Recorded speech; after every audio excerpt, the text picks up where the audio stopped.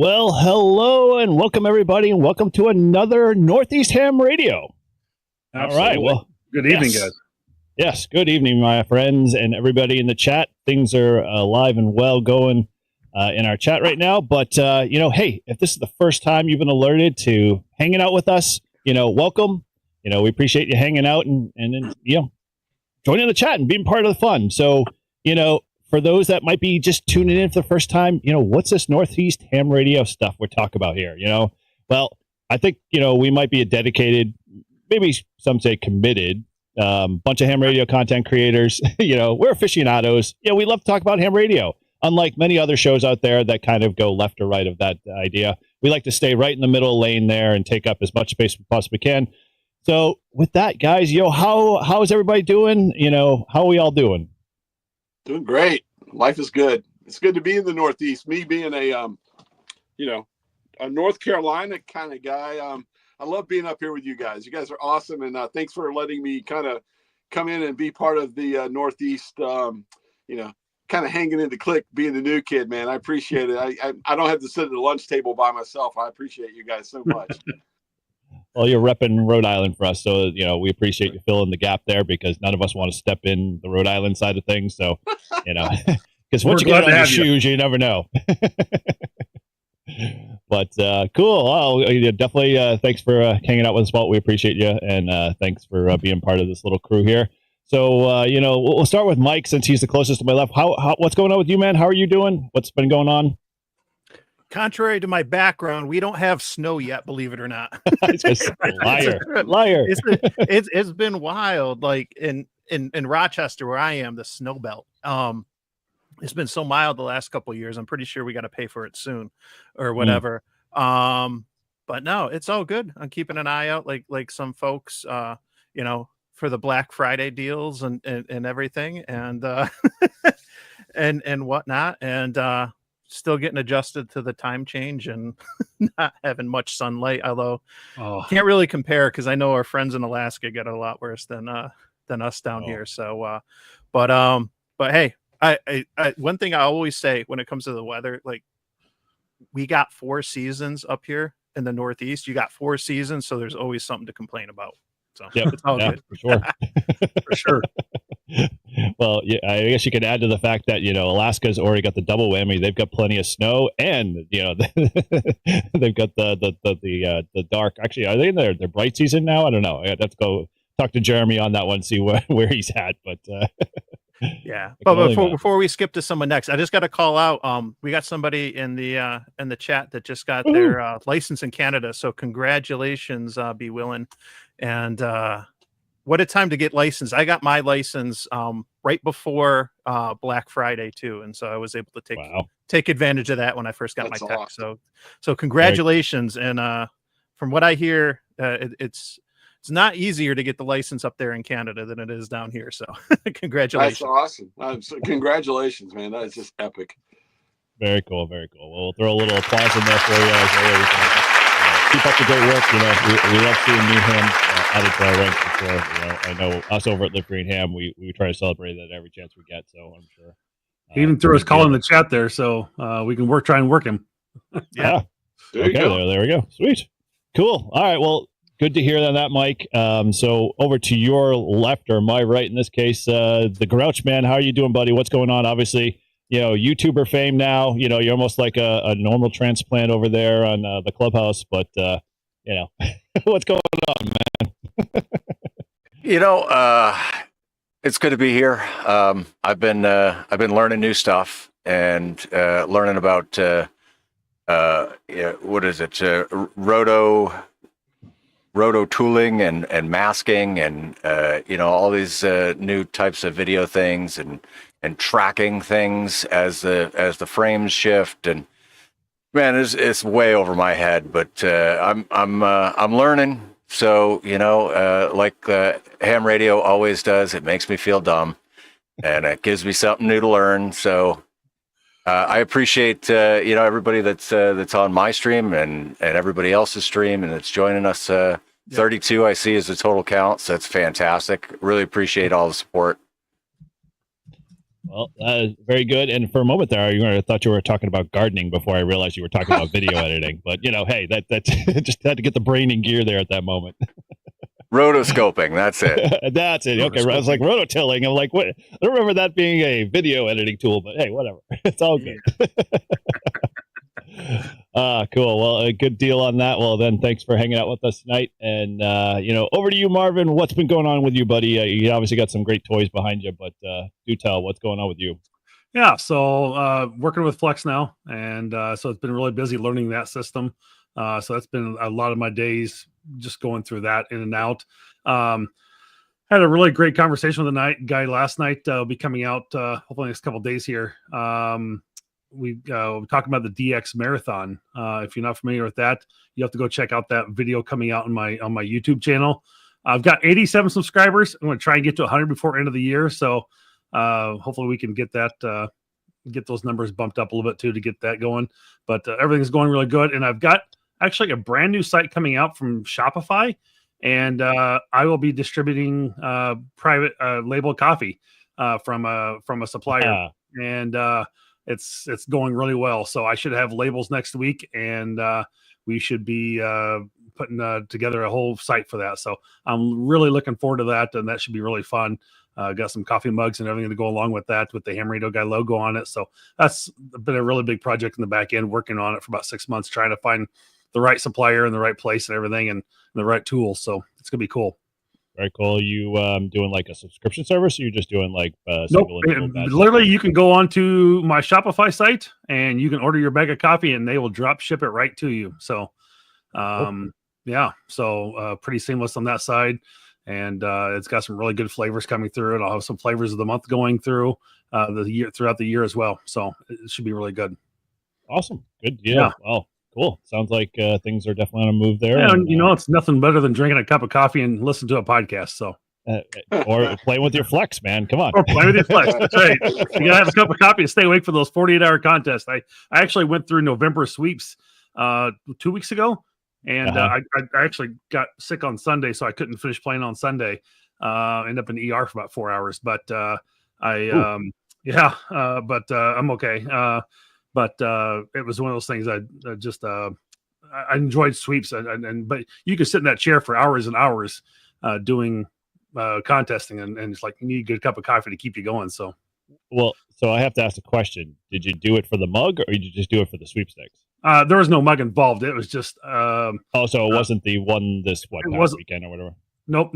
It was just November, the ARRL November sweeps for single sideband. But yeah, there was no mug involved there. But I did it for my own personal benefit, just to try it and do it. I've never really took part in a big contest before, but it was fun. It was a good time to do it. So, any of you guys participate in any of that the sweepstakes of the past weekend or whatever? What was the one this past weekend? ARRL sweeps. Yeah, the sweep. And you guys playing that? I just could not. I couldn't wrap my mind around the exchange. I was like, "Thank you." I thought I was the only one on the planet that couldn't figure out that stupid syntax. I'm like, my gosh. You know what? I love the American Radio Relay League, so I hate to say anything negative here, but that exchange is just crazy, and it really, honestly, I got on. I was thinking I'm going to work some DX and do my thing or whatever, and that sweepstakes was so prevalent, I couldn't find the frequency to get through it, and that made me cut the radio off. It drove me away, and I know for a fact there has to be a lot of new guys, some techs or whatever, that just getting into radio. They get on and like, what is this? What the hell is this? 59H3275D. Check digit. Check digit. Yeah. So if you're on a Mac and you use like Scoom Logger, or if you're using N1MM, N3FJP is probably the more prominent one in this category, but they will tell you pretty much everything you need in that exchange, and it literally fills it in at the bottom of your page for you. And it was like the year you were licensed in your section, and then I can't remember what the other two pieces were right offhand, but yeah, it is. I agree with the guy. I don't remember. I agree. It was a bit much, but once you figure it out, it's pretty easy just to keep going, rambling it off, and keep going. That's true for the operator. But what about the new ham that's just got his license, turns the radio on, and hears it? He's like, I'm done. sweepstakes may have even drove someone off of ham radio. I'm going to say that. Why do you say that? I can't do this. I can't do this. Now, Marvin, Sweepstakes are killing ham radio. I think I played in the sweeps last year, and I want to say the exchange was different. I think it was your birth year or something. Do they change it each year? So it's your like low power, high power QRP. It's your group, and then the year you were licensed, and then your section, and then your section, and the first and the word check. Well, check your check is like 95. Your Sure. precedence was like it was alpha, and then you're like whether you're number 1, number 2, or number 345 for contacts. That was your first part of the contact. So you guys help me out. I mean, I don't even know what section I'm in right now. My regular section is Roanoke, which is Virginia. 5. You know, We're 5. We're 5. 5? Okay. Yeah, we're 5. Right. Yeah. Almost. CQ 8 and ITU 5, or Yeah, the other way around. that's correct. Yeah. But AR section, no, I don't. Whatever. Like, and not like you're just Rhode Island's so small. It's just a section all by itself called Rhode Island. Yeah. All right. Okay. No, I love the league. I really do. But I mean, come on, guys. You guys got to clean that one up a little bit. It makes it hard. Yeah, Jeff's got the idea there. You know, birth year, second grade teacher, blood type, and don't forget your social security number, at least the last 4 digits. Right. Put that over the air. But if there's one thing that POTA did well, it's they tried to keep things simple. Bless your heart. Thank you. Yes. Yeah. I tell you what I love about POTA being as a hunter. When you're hunting POTA, you don't even need your logbook. You just hunt, and then you go click open your POTA, hunter logbook, and the activator's got it all there for you. Just remember the frequency and the time, and then you can go back and fill in however you log later. I've done that a lot when I've been out portable on the beach, because I'll be honest with you, this is one of the hardest things to do. And fortunately, as a YouTuber, I have the video that I can go back and watch the video and fill out my logbook. But when the wind's blowing at even 8, 9, 10 miles an hour on the beach, it's sand's flying, everything's going on. I'm trying to make contacts or whatever. It's hard to log. It really is. So the first world problem, Walt. I understand. Yeah. Tough problem to have, I know, but whatever. It's all good. So cool. Well, yeah, I mean, that exchange, one thing I felt really bad, and I think, Walt, you said it, that might have a few folks disappeared from ham radio, for at least got scared off, is like anytime an actual guy who was on, was it CQ, calling CQ, had to stop to explain the process, and then you get a guy be like, what was that again? We'll have to do what? Where was I? And then he'd have to look up their call, like when they actually got their ticket. So I was listening, as I was scanning the band, I ran into 3 or 4 of them, and you could tell the guys had tabs open to the FCC database so they could look up their call sign to tell them exactly what year they got their ticket. Yeah, it was too much. It was way too much. So. Now, after you upload your logs and everything for the sweepstakes, how many years do you have to wait for them to post the results? I'm not going. You have to upload your logs? I thought it was automatic. That's a sore subject, because I know. Because if you're talking about winter field day and getting your scores, this year was I'll just leave it at that. Can you automate winter field day for us, Marvin? Just so as we're just doing the activity, you can just collect all that stuff automatically and actually, if submit it on our behalf. Actually, I'm trying to see if I can work out a deal with World Radio League, and they can actually upload. You can upload all your stuff in real time. And do a leaderboard through, it's sponsored by Ham Radio Prep, and they can actually do that. So we're looking to see if we can do a winter field day contest.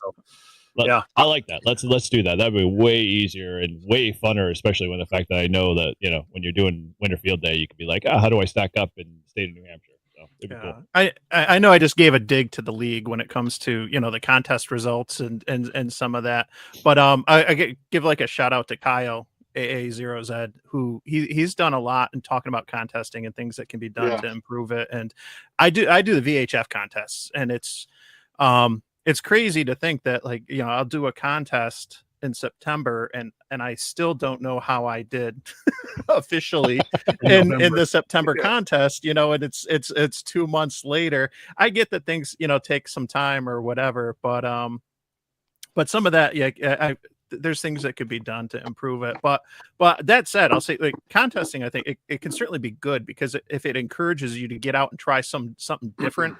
I first time I did RIDI earlier this year in the winter was during like a RIDI contest because I knew there'd be activity and stuff. And so whether you're trying a contest for some different modes or bands or something like that, it can be a good way when you're relatively new or inexperienced to, get on there when there's that activity. But it's frustrating on the flip side when it gets to be complicated with some of the logging and stuff like that. I had a moment for a long time where I hated contesting because I was operating in Europe. Go to Europe, and plant yourself in the middle in any European country, and then get up Saturday morning. The one day you don't have to work and cut the radio on, and there's a contest going on. I think one of my videos, I remember conditions were bad or whatever. I'm like, man, I just want to make a contact, and I heard a French station calling CQ contest, and I'm thinking, all right, I'm going to give him the old Sierra Papa you're 001, right? And I did that, and the guy goes, Russia only. It was a Russian contest. So that whole weekend, all the bands were wiped because it was a Russian. I was in in Poland next door to, and not to get political, I don't care about that part. I make contacts with Russians all the time, but I wanted to work the world, and the world was trying, at least all of Europe was trying to work Russia. And here I am, basically in the same skip area. Everybody was coming into Russia. You know what I mean? And I'm like, I give up. I cut the radio off. So that was one of my, I see Tim, and Tim was there. Tim, you're in Europe. We've had that moment where it's like contesting in Europe is so different than here. Fortunately, that's one of the great things of America is you don't have to worry about that. We can, you've got a contest going on, you just keep rolling. And with that said too, now I'm going to go another route. I love POTA. This is not a stab against POTA, but I remember a long time ago on any given day, I could get on 20 meters and try to work DX. That's gone now because of POTA, man. You get on 20 meters now and it's wall-to-wall POTA in the United States of America. So ruining the hobby, my friend. It's ruining the hobby. No, I love it. It's not. I'm just saying it's changing the hobby. You know what I mean? It's changing the bands. They would have to rip POTA out of my dead cold hands before they let POTA go anywhere. I mean, I love that. It is the mode I play in all the time. Yeah, but go back 4 or 5 years ago on 20 meters. You could get on 20 meters, let's say at 3:00 in the afternoon, and I could work South Africa or whatever. I mean, and the solar cycle was low and whatever. You could do that. I get on tomorrow I challenge you tomorrow at 3:00 in the afternoon, get on the 20 meter bands here in the northeastern part of the United States, and you see if you can work anything other than POTA across the United States of America. That's the way it is. Even on an X Flare. It's literally no problem. Yeah. Tim, you are the most interesting man in the world. So, you got that going for you. I don't think, and I was looking earlier, I think it's yesterday, because I didn't get a chance to go out last weekend and play radio, but I don't think that there's any contests or really anything significant this weekend or next weekend. So it should be a good time to get complaining, but that's what the 17 and 12 meter band is all about. You know what I mean? The WARC bands are to get away from the contest. So there you go. We had a question in the chat. How do I find the database to find when I was first licensed? That I can tell you real quick. Go to your QRZ page and hit details, and it'll show you at the bottom of details where you're at. That's the fastest, easiest way. Yeah. Is that the actual original date though, or is that just the date? That's when your last license was renewed. Is what it is. Yeah. So if you want to check your real license, I think you have to go to your FCC core database because that'll tell you when you're actually. There's a link to that though in QRZ. Oh yeah, right. You can link over to your FCC database. Oh, very cool. Yep. All good stuff. When I was W1SL, W1LFH, that date was 2024 for me. So it was only a 1 month old ham at that point before I got my call back. Oh, but anyway, that was another story for another day. Cool. Well, so thanks for asking. My week was, my week was pretty good here. I've been quite busy, just like Marvin there. I've been brainstorming a bit. You know, Lift Ham crew have been doing some real cool stuff. So if you're interested in you're a whiskey drinker, you should go check our channel out. There'll be some cool stuff going on there. But more so unique to us, and I know Mike has got his, or maybe he's got his on, tucked over in the corner there. I kind of had a little moment of clarity, we'll say. I don't know about you. I drive around and I look for car antennas, and I look on people's vehicles for the typical hey, is there a ham, literally parked in the same parking lot as me? And so, you always want to go over and say hello to them. You always want to tell them your call sign and, kind of give them that official nod type thing, or, I always well, maybe I should put my QSL card, on the door. And I thought that was really odd. So, I think Jason a long time ago maybe kind of came up with this idea, and I kind of snarfed it from him. But I went out and purchased a whole barnyard of these little guys here. So now you can take these little guys and place them on the car like the good old ducks do with their Jeeps. And you can now say you've been hammed and put your call sign in there. So, I love that. I've been placing these all around every car. I was actually driving out today, and I saw a couple of cars that I knew had ham antennas on there, and I left them with them. So hopefully we'll see that traffic. But, we got those over. That's awesome. That's great. It'll be a fun grassroots thing, if anything. And so, I've gotten some really. I've got a. Well, I then don't put all mine on the dash. I have a back seat full. Behind the seat, the little pouch. I probably have 50 ducks back there, and I only keep one or two on the dash. But I love. It's just so exciting. As a Jeep person, I walk out of Stop and Shop with my groceries, and I walk up, and there on the handle of my Jeep is a duck. So I can only imagine as a ham how cool that'll be. That's awesome. Yep. Well, now you can have a whole barnyard in the back seat of your Jeep there. That's right. I can't wait to get a ham. Yeah, it'd be really cool. So those of you can go check over at getham.com. Just this little thing I put together. Hopefully it will take off. If not, no big deal. It was just kind of fun thing to do for myself and keep me busy. But outside of that, I'm glad we're doing this tonight because I was looking forward to it. And so we've been kind of alluding to, at least in our thumbnail there, we're going to talk about some interesting stuff tonight. I think, if you've been maybe, not in the YouTube verse for a while and maybe coming back to Civilization, the holiday season's coming up for sure. So, before Costco really starts to take down all their XMS displays, and replace them with Easter, because we know that's coming soon, because once Thanksgiving rolls through, they'll just go right into Christmas, and then they'll be on to Easter.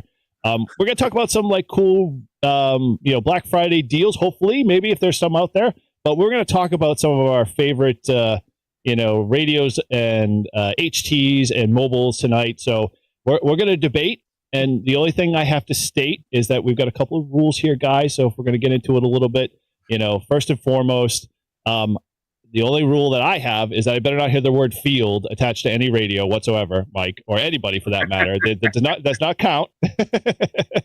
And, outside of that, the only other requirement is that it can't be 3D printed, and it can't be, debuted in Japan if it's not physically in production.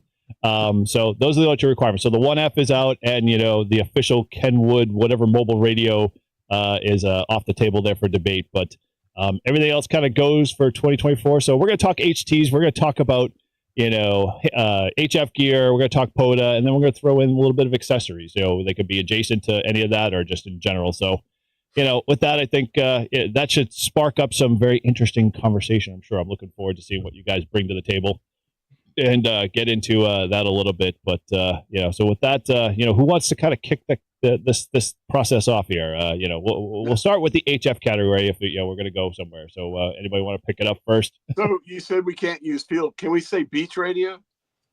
You can use beach radio because there's no radio officially branded beach. So, I'm just being silly.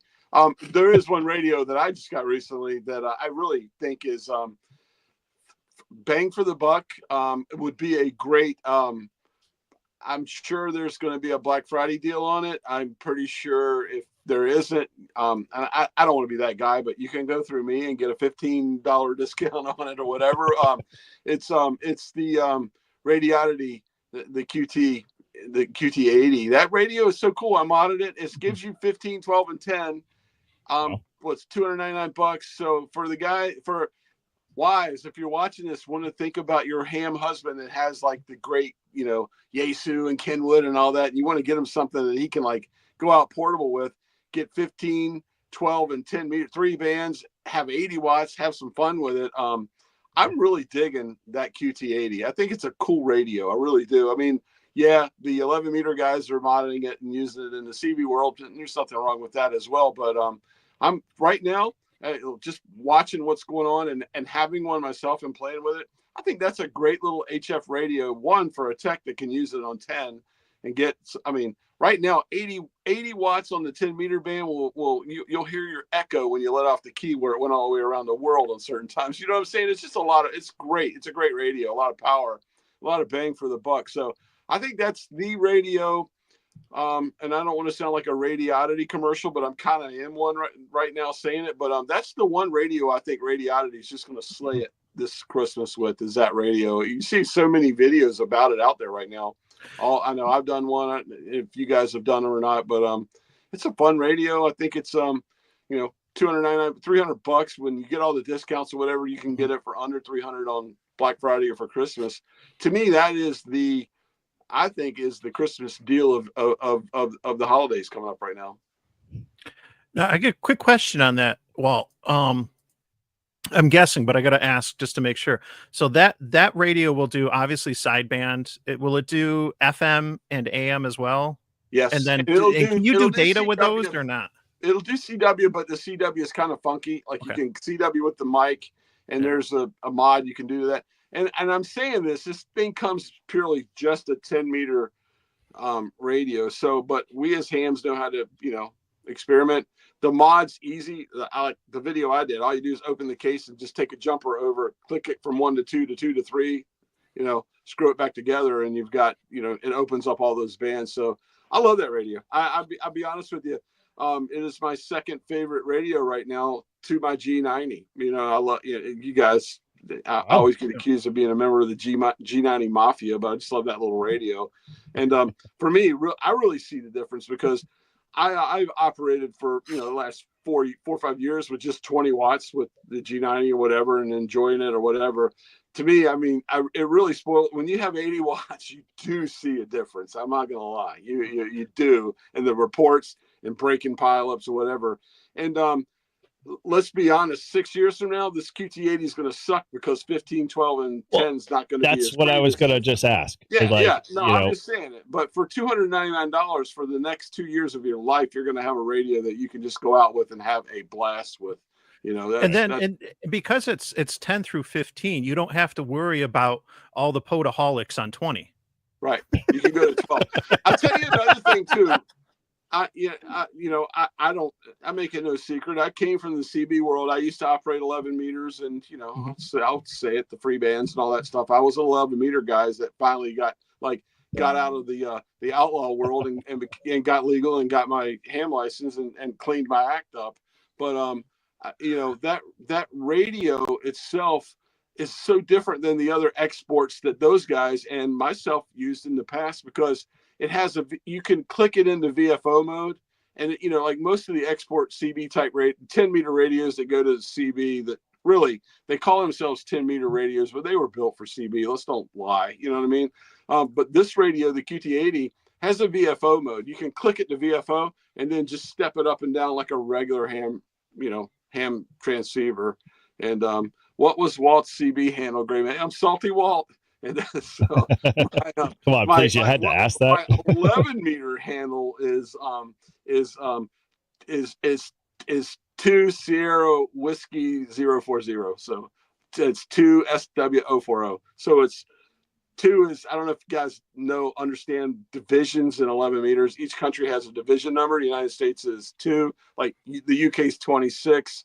So let's just say if I lived in England, I would be 26 Sierra Whiskey 040 or whatever. And all this the beauty of that is, we're going to go down a rabbit hole here. I got to get out of here. But the beauty of 11 meters and operating 11 meters, you make up your own call sign. How cool is that? So I was going to say, shame on Tim for not picking up Rob's 741 video with him and Walt doing a 10 meter, and you heard Walt's handle several times mentioned on there. So, Tim, pause this video, head over to 741's channel, watch that video, and then come back.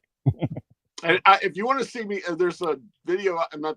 God, I sound like a freaking commercial, and I always tell myself I'll never be this way. But if you want to like see me working some DX on 11 meters, totally legal with a President, 12 watts. I think it's I did it like September-ish or whatever.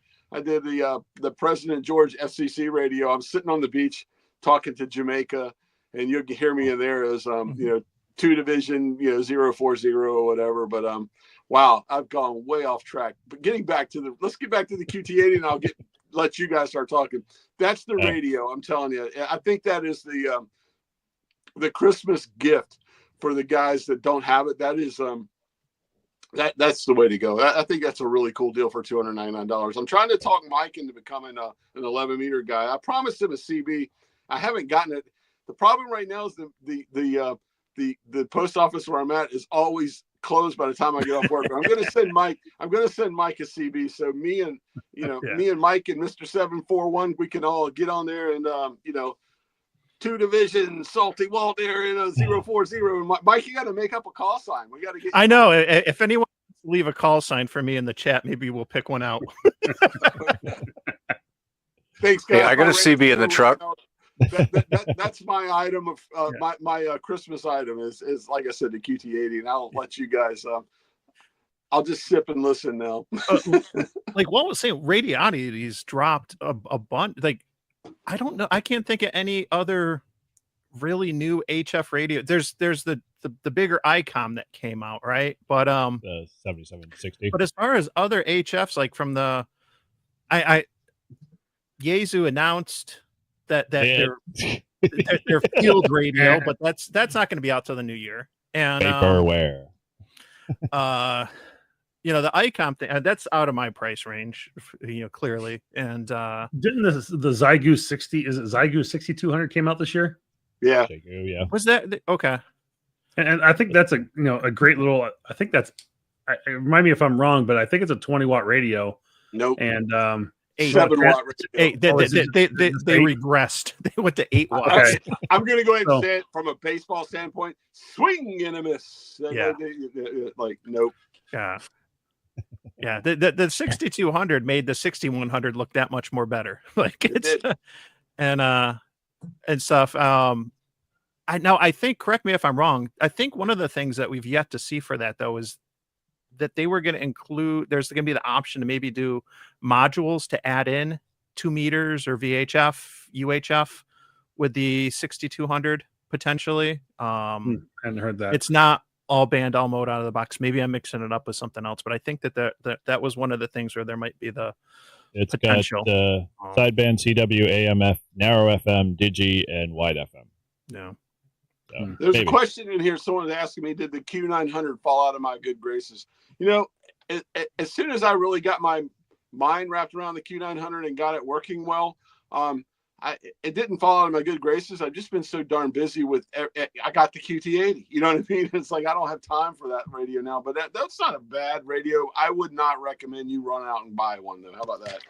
Yeah. So to answer that question in the chat here. I think though that we could probably consider the G90 a new one though, the newer version of it that's out now that's selling with it's got the power poles on the back instead of that Tamiya connector. I think that's how you say it, Tamiya. Yeah. I know Ape was in the chat earlier, he would know. And so it's nice to have the power poles right out of the gate with that. And I think that they did some stuff with the case that you've shown, Walt, and you probably know better because you got them side by side. It's got some better ventilation and it does. I love it. And I don't know if you need the fan as much as you did before, but that's one of the radios I'm watching on Black Friday. I sold my first one and I miss it. And and if there's a good deal, I might end up picking it up.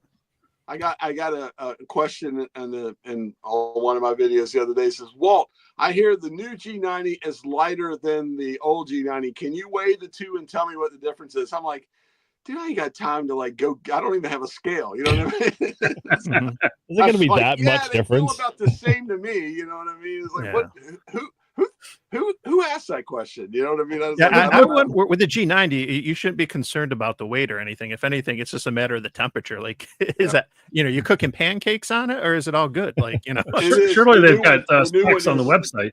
Yeah, the new one is way cooler. It doesn't get as hot as the old one. But the old one, the reason it got so hot is because the ribs were on it like a heat sink. So you're feeling the heat coming out of the radio onto the heat sink. Everyone was so worried about it, like it's going to get too hot. It's hot because it's doing its job. The metal. I mean, I'm a structural engineer. I mean, that metal is absorbing up the heat, and that sink is using it, to dissipate it. So. Yeah. Well, G90 was my first radio, and I know that we had a Brian mentioned earlier. He got licensed up in Canada just recently, and I think the G90 is a really good starter radio, because for me it was the money getting into the hobby, not coming from a ham family or anything. Like I had nothing, no soldering station, no coax, no antenna. I was buying everything from scratch. And so I was conscious of price, but like you buy, G90, you get that for, $450 or less, depending on the sales. And that's a little bit more money you have to get started. You can buy better coax, you can invest in antennas and some of those things that can really make, a big difference. We always say, your first radio is not going to be your last. And when you graduate, you move up to, say, that 100-watt radio, whatever it is,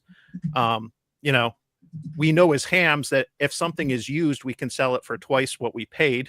But realistically, you then have now you've got a portable radio. You got an extra radio you can use to travel, regardless what you get, something for the shack, but you get a bigger radio, and then you got something else, whether you sell it or keep it and whatnot. So that's I would really love to try the FX4CR, because I've touched one, but I've never used it, and I was just blown away by how solid that felt, but how small it was too. I want to go back to the G90 for a second, though. Okay, I have a couple of questions. So when I was looking for portable radios, and my price point, like, and when I think like price points, I'm thinking like $200 really doesn't make that much of a big dent for me, or less than $200. So like it was the difference between. When I looked at the G90, I was like, oh, I love all the features. Everyone's like, oh, I could tune a wet noodle. And I'm like, oh, that sounds like a great fit for me. And then I started looking at like, okay, if I want to get a digital, the little adapter and all of the extra accoutrement to be able to get it to, be a fully featured radio for me, was like, okay, well, I can sort of get this in the FT891, and then I get 100 watts too as well. And so that's kind of where I was like, all right, I'll just save my pennies a little bit more and, get the 891. But Mike, I understand your feeling, because like I got a chance during Support Your Parks weekend to sit in front of a G90 and on 10 meters. And I was like, wow, this is an impressive radio. Like I just walked away going, yeah, I'm going to add that to the arsenal. I mean, why not? Like if I come across a good deal with it, I'll pick one up. So, it's got an appeal, man. Like, that is kind of something that attracts me to it. But I really, first out, wanted the 100 watts. I didn't want to get caught. For me, it was between that and the 891. And so there was at the time probably about a $200 price difference. Now, I was going to have to get a digi-rig with either one if I wanted to do digital mode. So that's, that wasn't, a factor. The tuner certainly makes it more appealing. Being a new ham, I didn't know how valuable a tuner would or would not be. But to me, I was like, okay, that's something, if I got to buy, there's another $100 I'm saving. But I think one of the things people don't talk about, because we always talk about the tuner, but you see Walt doing it a lot. And I did, because my first antenna was the Wolf River coils. The SWR sweep that's on the G90 and some of the Zygu radios, and at least ICOM has the bar chart for SWR. That's super helpful when you operate portable like I do, because I'm setting up antennas in different configurations, different locations all the time. And to be able to do that SWR sweep and see where you are, especially with an antenna like a Wolf River coil, now you're saving, another, $80 or so, not having to buy a nano VNA right away. It's not the best, but you could certainly tune a dipole or end-fed half wave if you were making your first antenna. using that. And with the tuner, you know, as long as you get it ballpark, you're going to be fine. But that's a nice feature, and it's too bad that you don't see those SWR sweeps on more radios. I think that's where Yaesu has been lacking, actually. Right. But I'll tell you another thing too. We haven't even mentioned on this radio that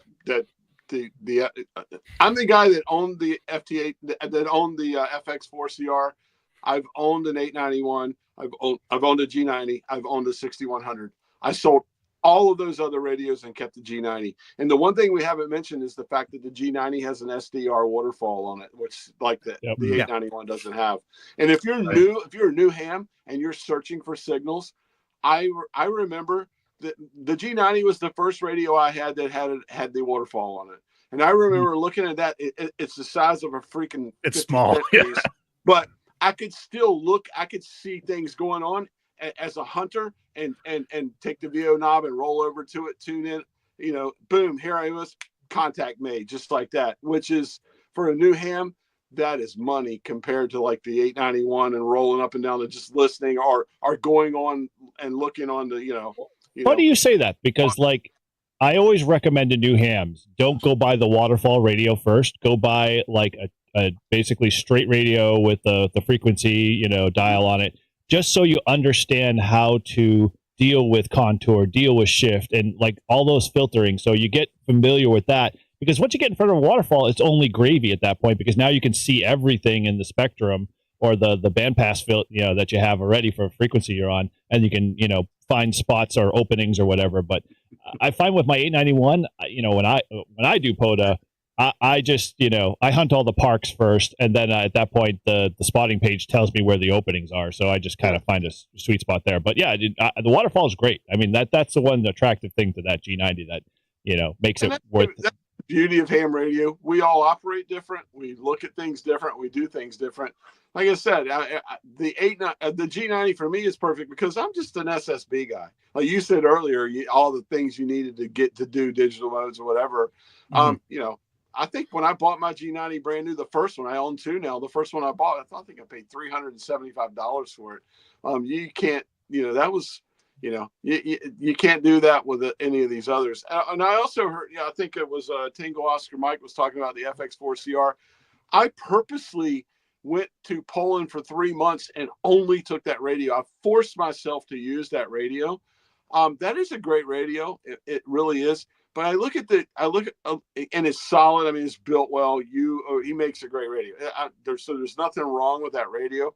But after being a G90 user and then leaving my G90 home for a quarter of the year and taking that with me and forcing myself to use the FX4CR, to me the FX4CR is like you went out and bought a really nice car, but you didn't get the rim package, you didn't get the upgrade on the inside, you didn't get all of the stuff that goes with it that you get with the G90. You know what I mean? The G90 with the the tuner, whatever. I just, like I said, I sold my FX4CR. Sometimes I regret it. I wish I had it just to play with. But if I had to choose between the two 20-watt radios, the G90 blows the FX4CR away. It really does. Yeah, it's like you said, Walt. Everyone's got a different operating style, and that's what the nice part about it is that there's varying radios, and not all of them are the same, which is awesome. And key on when I said to me, it does. You know what I mean? Like your operating may be different. You know what I mean? Like let's just say you want to go out on a really small package and you're operating CW and you're going to use a resonant antenna and all that stuff. That FX4CR is your radio. It's going to be excellent. It's one thing I picked up in the beginning of this year for myself was that ICOM 705, and I've used it, half a dozen times out and about this year. And I know it didn't come out necessarily this year, but what is still a great radio, and I think it's still very popular and very well used across the board as well. And I mean, you can do a lot with that as well if you're especially out, doing FT8 or something and doing POTA. It makes it so much easier to just set it up and run with it.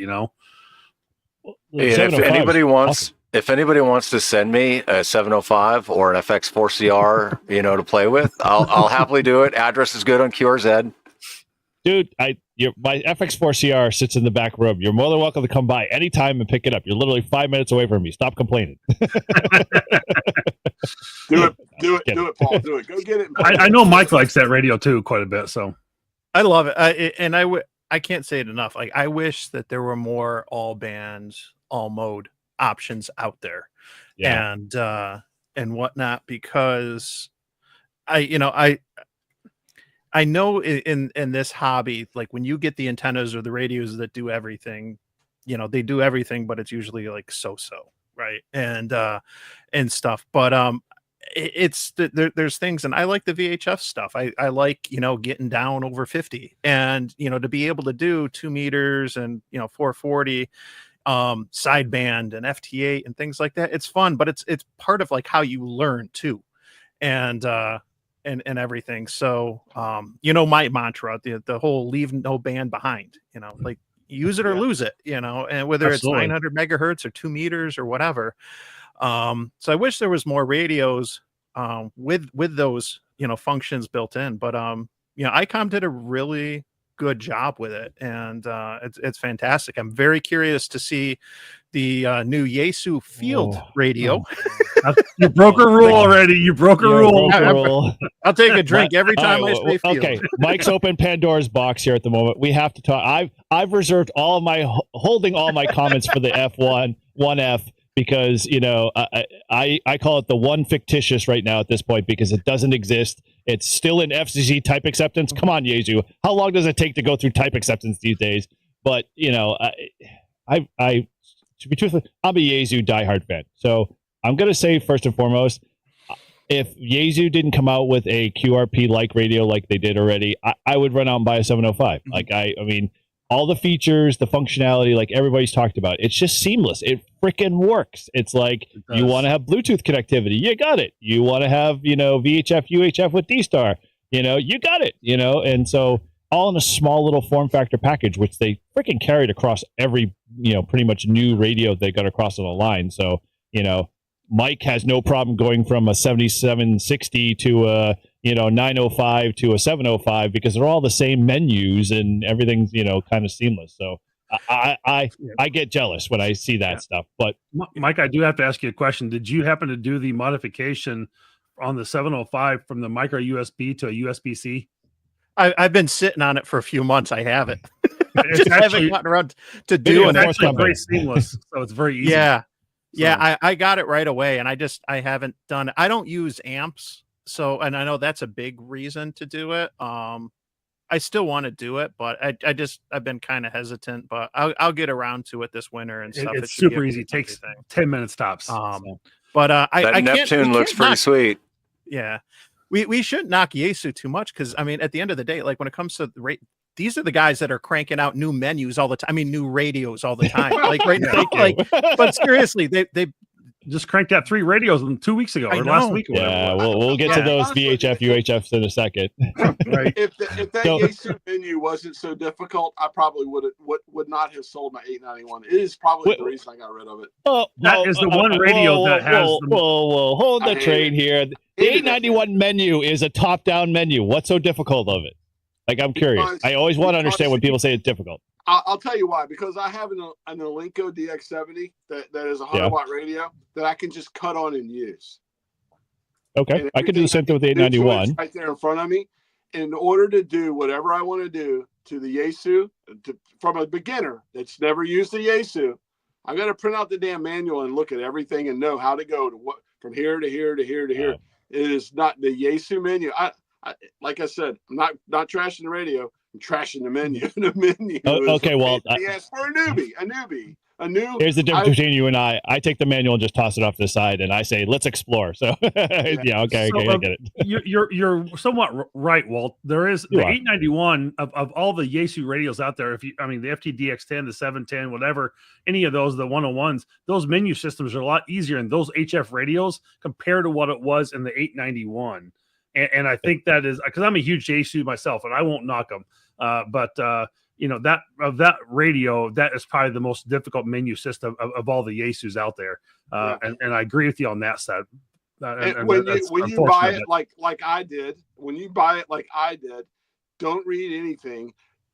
Take it out of the box, grab your battery and go straight to the beach when the sun's glaring and you can barely see the screen, and you hook up the battery, hook up your antenna, cut it on, and you're sitting there going, You know what I mean? It's just like that really, that's the only radio I've ever had that problem with, and now, but I learned a lesson from it now. Like, I go out, someone was talking about the Q900 earlier. I did the same damn thing with the Q900, but yeah, it's difficult, but I just, like I said, I have an Alinco DX70. It's a 100-watt radio, and I cut that thing on. All you got to do, it's right there in front of you. There's RF gain. There's your filters. There's your, everything's right there on a knob in front of you. You don't have to go click it, click it, click it, click it, click it, click it. So let me throw this caveat out there. Yes, all of those newer radios, like you mentioned, Walt, all have had the opportunity, I say, to get better with their menuing system. The 891 it's literally 20 years old. I mean, you go back and look when it was created. So 20 years ago, yeah, we had like menuing systems. I mean, look at our 20 years ago, that puts us like in, web version 1.0. Like, I mean, how many text websites did we have to go through scrolling? So, it's just kind of like that approach. I understand I'm hurting people's feelings because there are so many, like my friend Tim G5TM. I mean, he is to the 891 what I am to the G90. And for people that have learned and are smarter than me and actually like took the time and had the patience to learn the menu, the 891 is an absolute awesome radio. I just look at everything when I do it, especially as a YouTuber. When I throw something out and promote it on YouTube, I don't want a brand new tech like just overwhelmed. And that's kind of how I feel about the 891. It is. You cannot deny the popularity of it. It's a great radio. Oh, absolutely. But like I said, I kind of like look at products and radios, and especially if I'm gonna feature them on my channel, I'm not so much promoting it. I'm trying to tell the people that are going to buy this thing what it's really like. And honestly, for me, the 891, if you're a long time experienced ham and you got patience and you got the time to really sit down and learn the menu system, freaking excellent radio. If you're, the guy that just wants to hurry up, get out on the air. I'm brand new to this. I want to make my first contact. Your first contact on an 891 is going to be a hell of a lot harder to do than it is going to be on some other radio, like the G90. You know what I'm saying? Because that's just how I feel. I agree, because I sat down in front of a G90 and I was like, wow, this is very easy radio to operate. I didn't even touch the menuing system for being to play on 10 meters. And I just played on 10 meters. And it was just like, I understand how to adjust the squelch and all the other stuff that I needed to. And it was pretty plain and simple. 891 was a little tough, but I love my 891 when I can turn on noise blanker in my truck and drive, and it drowns out all the RFI in the vehicle. And it's awesome. Oh yeah, no, I'm not gonna lie. The 890, when you get into the features of stuff like noise reduction, whatever. Oh, I have people all the time that watch my videos and hear that G90 of mine, and they say, "Oh my God, my ears are bleeding." You know what I mean? I get it. Yeah, I get it. That is true. It's a better radio. Right. It is. There's no lie about that. I'm just saying, as far as price point and a new ham, it's a tougher radio to kind of get up and go on with. Yeah, I agree. All right. Well, so anybody else have any other radios they want to throw in the ring, whether it's been around for a while or not, since we've kind of opened up Pandora's box? Well, so Jeff brought up the 706 Mark II-G, and he said he didn't like the menu system in that. But I gotta say, like, I love my 706 Mark II-Gs. I thought the menu system was very intuitive. The only thing I had to look up with that radio as far as menus go is the secret hidden menu, where you change your frequency offsets and all that for repeaters and whatnot. But otherwise, like, everything's fairly intuitive, I feel. Yeah. I haven't been in front of a 706, but I know when I sat in front of yours, it only took me a couple of seconds to pick it up. So I don't think there's any other HF radios to talk about like that were new that really like legit came out this year, right? Yeah, there was none. I mean, outside of the 7660, which I don't know about you. We could talk about it a little bit. I'm not privy to the details, but it probably has a nice menu system. That's so Jeff brought it up and he opened it up. Flex, the 8000 series they came out with. They got the HF radios. They're probably out of most people's budgets for the most part. I mean, I think the beginning price is like $2,500 for the 8400 basic model, and then it goes all the way up to like $6,000, from there. So, they are phenomenal radios. I've had the opportunity the last month to play with one. I played with another guy's here on the channel, kind of remoted into his for a little while, but they are phenomenal radios, and they have great receive capability on them. And the capability they came out with these new flexes with everything on the SCU and everything, it's going to be incredible what they're going to do with it in the future, I think. Marvin is going to be our, resource for all flex, very limited. Forward, so. Nothing more than what's already been made public. So, do you see that coffee cup in the background? The one that says flex on it. He's already drinking from it, constantly. So it's all good. That's the Kool-Aid. Well, if Flex ever drops a field radio, you know who to call, right?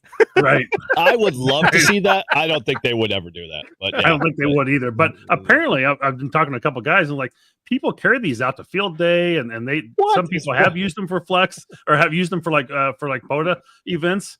And I'm going, no, I'm not taking that radio out into the field. I think it's going to happen, Mike. I think that'll happen. Look at the Malahite receiver, receiver. Think about that with 4G or 5G capability that you could tie into flex.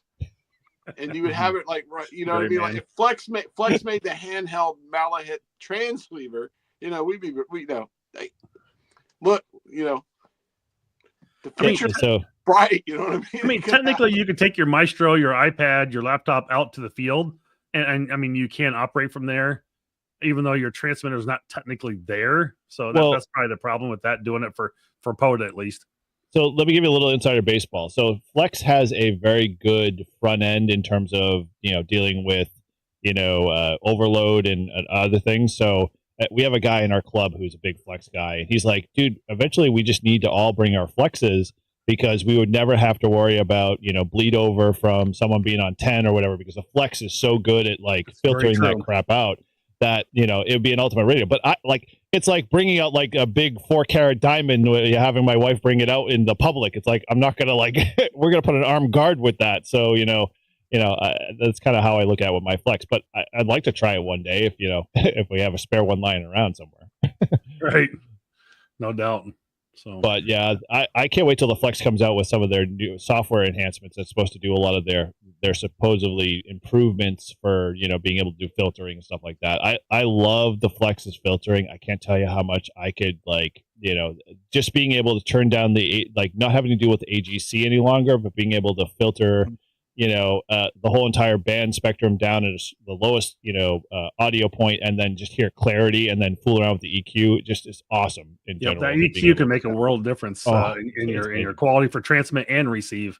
So, yeah, I find that, and I actually tested this out. I tweaked my EQ to be a little bit more punchy in the terms of being able to drive through a pile up at 100 watts. And once I flipped that over to transmit, I was like, wow, I'm getting into these big pileups where I normally wouldn't. So it's the proof is in the pudding, as they say. So. It does make a difference for sure. So, but yeah, the great radios came out this year, and I think that's going to be exciting going forward. So it is. But yeah, you hear us Flex. We want a portable radio. Come on. I tell you what, I do a lot of these, like we're doing tonight with other people or whatever. And when we start talking radios on the European Ham Radio Show and all the others, the one thing I can say is that just like us tonight, there are a lot of radios out there to be built that need to be built that we're all asking for features that aren't built. Like just take it for what I said. If someone would take and run up against Zygu with something like the G90 and make it a 100-watt radio, if Yaesu made a little, I'm going to go ahead and say it, Eric, field radio that has that has a small. But only silence, I'm going to start punching dicks. but I think we all agree that there are so many radios that we want to be commercially built, and I kind of, in my mind, every time I sit in one of these discussions about HF radios, I see it every time. If someone would just listen to us, if someone would make a small portable 100-watt radio that was easy to use, that was 100 watts, boom, it would be great. If someone would make the SDR capabilities like Flex, but was like a little, you wouldn't have to put an armed guard around it when I walked out on the beach and the sand was blowing sideways. You know what I mean? Like, there's so many radios that we want. And I think that's a good thing. If I just wish that the manufacturers would listen to us. Yeah. Well, when So, we're all I don't in know our if you guys- 60s or 70s. I don't know if you guys subscribe to Amateur Radio Weekly as a newsletter, but there was an article in there this past week talking about a commercial HF radio, and there's a whole article on it. I'll see if I can post a link to it in the channel here. Cool. Yeah, definitely. Yeah. So let's shift gears here because obviously, we could talk for HF forever. So let's kind of dive into our, we'll call VHF, UHF space that Mike, I'm sure has got a couple of options there that he wants to throw into the ring. And we didn't actually talk, but we'll include, say, satellite, kind of components. And so we're talking about like gigahertz band too. So, there's one radio that kind of stands out amongst all that none of us could afford, but all want. So, Mike, we'll start with you since, I'm sure you got a couple of, preferences or choices there you want to talk. Yeah, let me try to add this. And it's going to go sideways. Oh. All right, so everybody. Well, so this everybody is tilt. Yeah, the FT150, absolutely. Yeah. So yeah. This I'm very interested in. That's the new mobile from Yaesu, and it's got the big head like the 500. So you got the built-in speakers, you got the dual VFO. What you're kind of losing out on is the color display and APRS.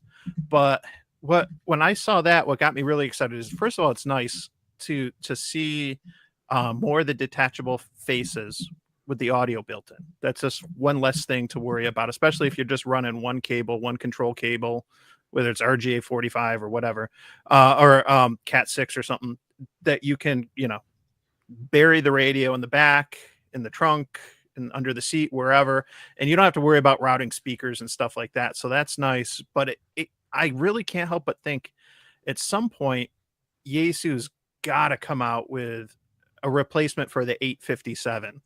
And how cool is that going to be if you look at what they've done with the 500 and now this 150 coming out? If whatever they do to replace the 850, and this is pure speculation, but you got one of those nice control heads that you can mount mobily. You can take full advantage of everything available on the ATOS from, VHF and UHF up through 40 meters or so. You got the sound built in and everything. So again, it's speculation, but it gets me excited. It's nice to see that mobile option out there.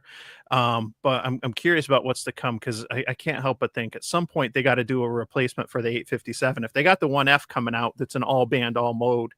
It's kind of like, a marriage between the 1F and this, to get to a replacement for that 857. So it's going to be interesting. But this looks good, I think.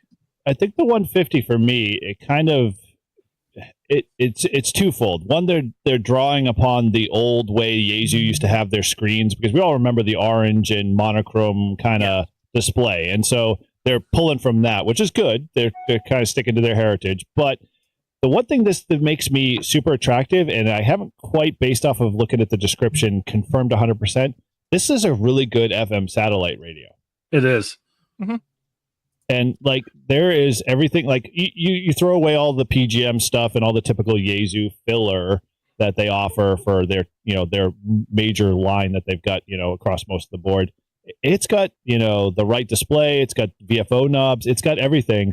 And so I'm thinking, like, for the price point, because I think they're charging somewhere around like $399 or $4 something or $419. I can't remember exactly what I saw for it on HRO and stuff like that, but I'm thinking, and I just sold my 300 to another buddy so he could put it in his truck. But I'm thinking this would be a nice fit for my little 511 bag to do FM satellite stuff.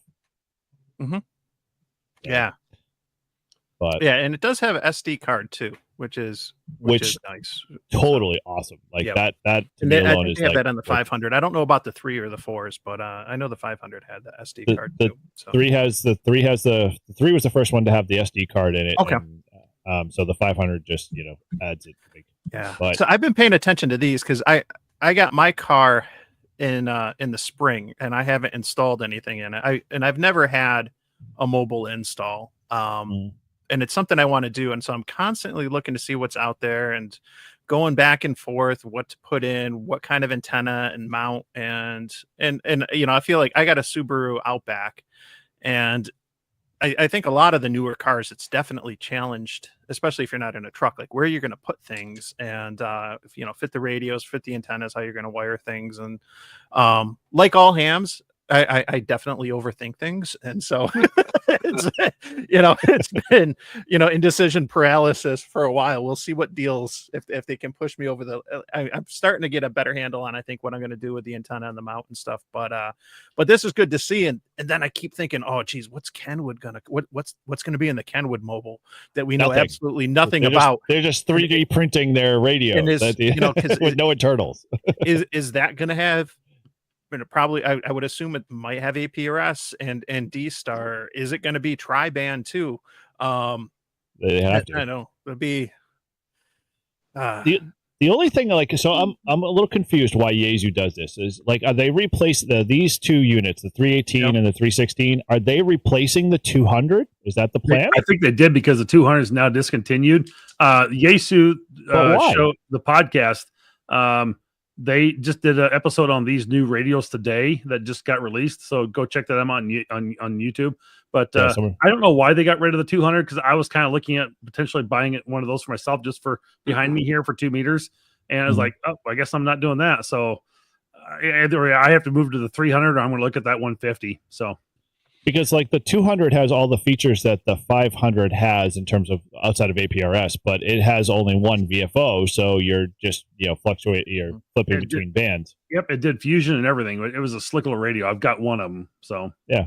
But I guess they're touting this ASP option, which is basically supposed to be better audio through the interface, through the audio speaker and so forth. So it's sort of like that AESS in the 710. That's I think where they're kind of going with this whole unit, is kind of adding this enhanced audio, which I don't know. Do you want to hear more static? Yeah, and I think some of these 2-meter options too are nice if you want to, if you're looking to set up maybe a packet station or something like that at the house, where you're going to be focused maybe just on, 2 meters primarily, WinLink, APRS, some things like that. Yaesu's usually been really good about having data ports and stuff on the back of their mobiles, VHF, UHF. So the only one that they're really good at is the 6000, which they still have. And that one is actually, from what I understand, also compatible with, what's the other digital mode that I'm thinking of? I can't remember at the moment. That's not D-Star. I can't think of the other one. It's the open source one. Is just analog. Yeah, it's just analog radio. It's just analog. It does have the packet port and stuff on the back, but right, yeah, it's got all the features. So it interfaces M17. Is what I was thinking of. Oh, okay, okay. Yeah, that's a popular radio for M17. So I don't know, there's no specs here for the 65 watt version of the 316, whether or not it's going to have that same port. It would be great if it did be at 65 watts. They got the manual. I was looking at the manual for the 150 the other day. Yeah, I read manuals for radios I don't own. and there's a 10-pin DIN jack on the back of the 150. So I don't know if you're going to see a 10-pin or what you're going to see on these, but the 150's got a 10-pin. The 3165 is replacing that 2980 that's been out forever. I believe that's the one, or it's the other one. It's one of those two. But they're getting rid of the 2980, and now that other, that one's going to go bye-bye, I believe. So, and they have the 2980 and the 3100, which are the two monoband ones. So that other one reminded me of George Foreman grill. Yeah, I was going to say that. But that's a great radio. I mean, was it 85 watts or something like that? It was some, yeah. I mean, I use that for WinLink connection. That's what I was using it for. Watts. So they've increased they went to the standardized design, and then they added 5 more watts. Really, you could have added more. Make it a 100-watt radio. Come on, what's 5 more watts? Right. What you don't have to worry about with VHF is it's so much easier when you're on 2 meters or higher to get gain from antennas. Yeah. You start adding elements to Yagis or other things. It's a lot harder to find gain when you get into HF, but you get into HF and UHF, it's a lot easier to create gain and and make up for that. So you could easily turn that 85 watts into something sick without an amplifier and just a really good antenna. Okay, here's the chance to turn me into a Yaesu guy. What's the price point on these radios? What are we talking about? I'm gonna. All right, here's the deal, and this is serious. This is what I've always. I won't deny it. I'm ignorant when it comes to VHF and UHF. I'm an HF DXer. All I do in ham radio is get out there and try to DX on HF. But I've always had this thing that I wanted to build. I wanted to just go out and buy 2 egg beaters and put them on the top of my Jeep. And I want to bring it in, and I want to work satellites sitting on the beach, sitting in my Jeep. You know, I drive on the beach in my Jeep. So you guys tell me what I need to do and how I can do it in an economical form. And don't worry about the egg beaters. I'll build them or buy them. I want the radio. Yeah. Tell me what I need. The FT150 is going to be the radio for that. And it's a price point right now. I see on Gigaparts for $419. Yep. That's and good. Then, that's good. And then the Yaesu 3185 is like 309, something like that. Yeah, 309. So, yeah. But the one you'd want for doing the satellites is definitely going to be that FT150. So, all right. And if you wait till Hamvention, you'll probably get it under 400. Yeah. Yeah. I was going to ask you what I could do under 500. So that's you already knocked it out of the park. Yeah. I mean, technically the ICOM 2730 or something, 2370, 2730. 2730, something like that. Yeah. Also does the VVUU. So, I mean, it's got the dual receive, dual transmit thing as well. Yep, that one right there. So you can do that one as well. And what's that? 309. So it's actually a little cheaper price point than this new FT150. Yeah. So, but for me, honestly, I would think that the $100, the $100 difference to get and have that speaker built into the head unit, that's huge. Might be worth considering, because if you don't already have a speaker, then you're looking at spending, $20 for a speaker, maybe, another $10 or something to mount it or whatever. And it's just, and then you got the wires, and it's a little bit cleaner of an install. And you got the dual option for the mic port. Yes. So the mic port's on the head or the body. Cool. So you got And you guys know me. So I want to start experimenting building egg beater antennas. So I want to know what would be friendly for when I'm like not all the way there. Yes, I'll analyze it or whatever, but I want the radio that's going to be friendly, that kind of forgives a little bit with the antenna as I build the antenna. So that's kind of what what I'm thinking right now, to go down that path. So I like to look. Where's Mark from Halibut when you need him? Well, where's Smitty? No, I like the looks of the 150 though. I'm not lying. I'm serious. I'm going to go down that rabbit hole very soon. And I, like I said, I don't, where I live in Virginia, I can sit in my living room with a UV5R, and I can look out the window and see the repeater for, that's on the U.S. Naval Hospital across the harbor from me. And I can talk anywhere. It's probably been a bad thing, because it's one of the reasons why I've never really gotten a really good VHF, UHF radio, when I can lay back on my living room couch and talk, whatever, with that. But I really do. Yeah. And I do know all of, it's funny, the eggnogs, Mark, I was on a stream with Mark with the European Ham Radio Show, and we talked about all these. This is exactly what I'm thinking about doing. Well, and this is also, he's setting it up so you can transmit on it too. So yeah. So so that's what I'm thinking. So, and like I said, I'm absolutely, this is where I am a complete noob. I want to go down that route and do that. And I think, because I like, I guess it's just the DXer and the spirit of me. I kind of just like get off on the thrill of knowing that I'm going to be able to bounce something off a satellite and talk to somebody farther away than the line of sight, UHF, VHF type of radio. No. So Walt, you're still learning stuff? We all are. Yeah. I'm in the same boat as Walt, though. Like I have no problem from my car or my house, hitting the repeaters that I need to hit with an HT.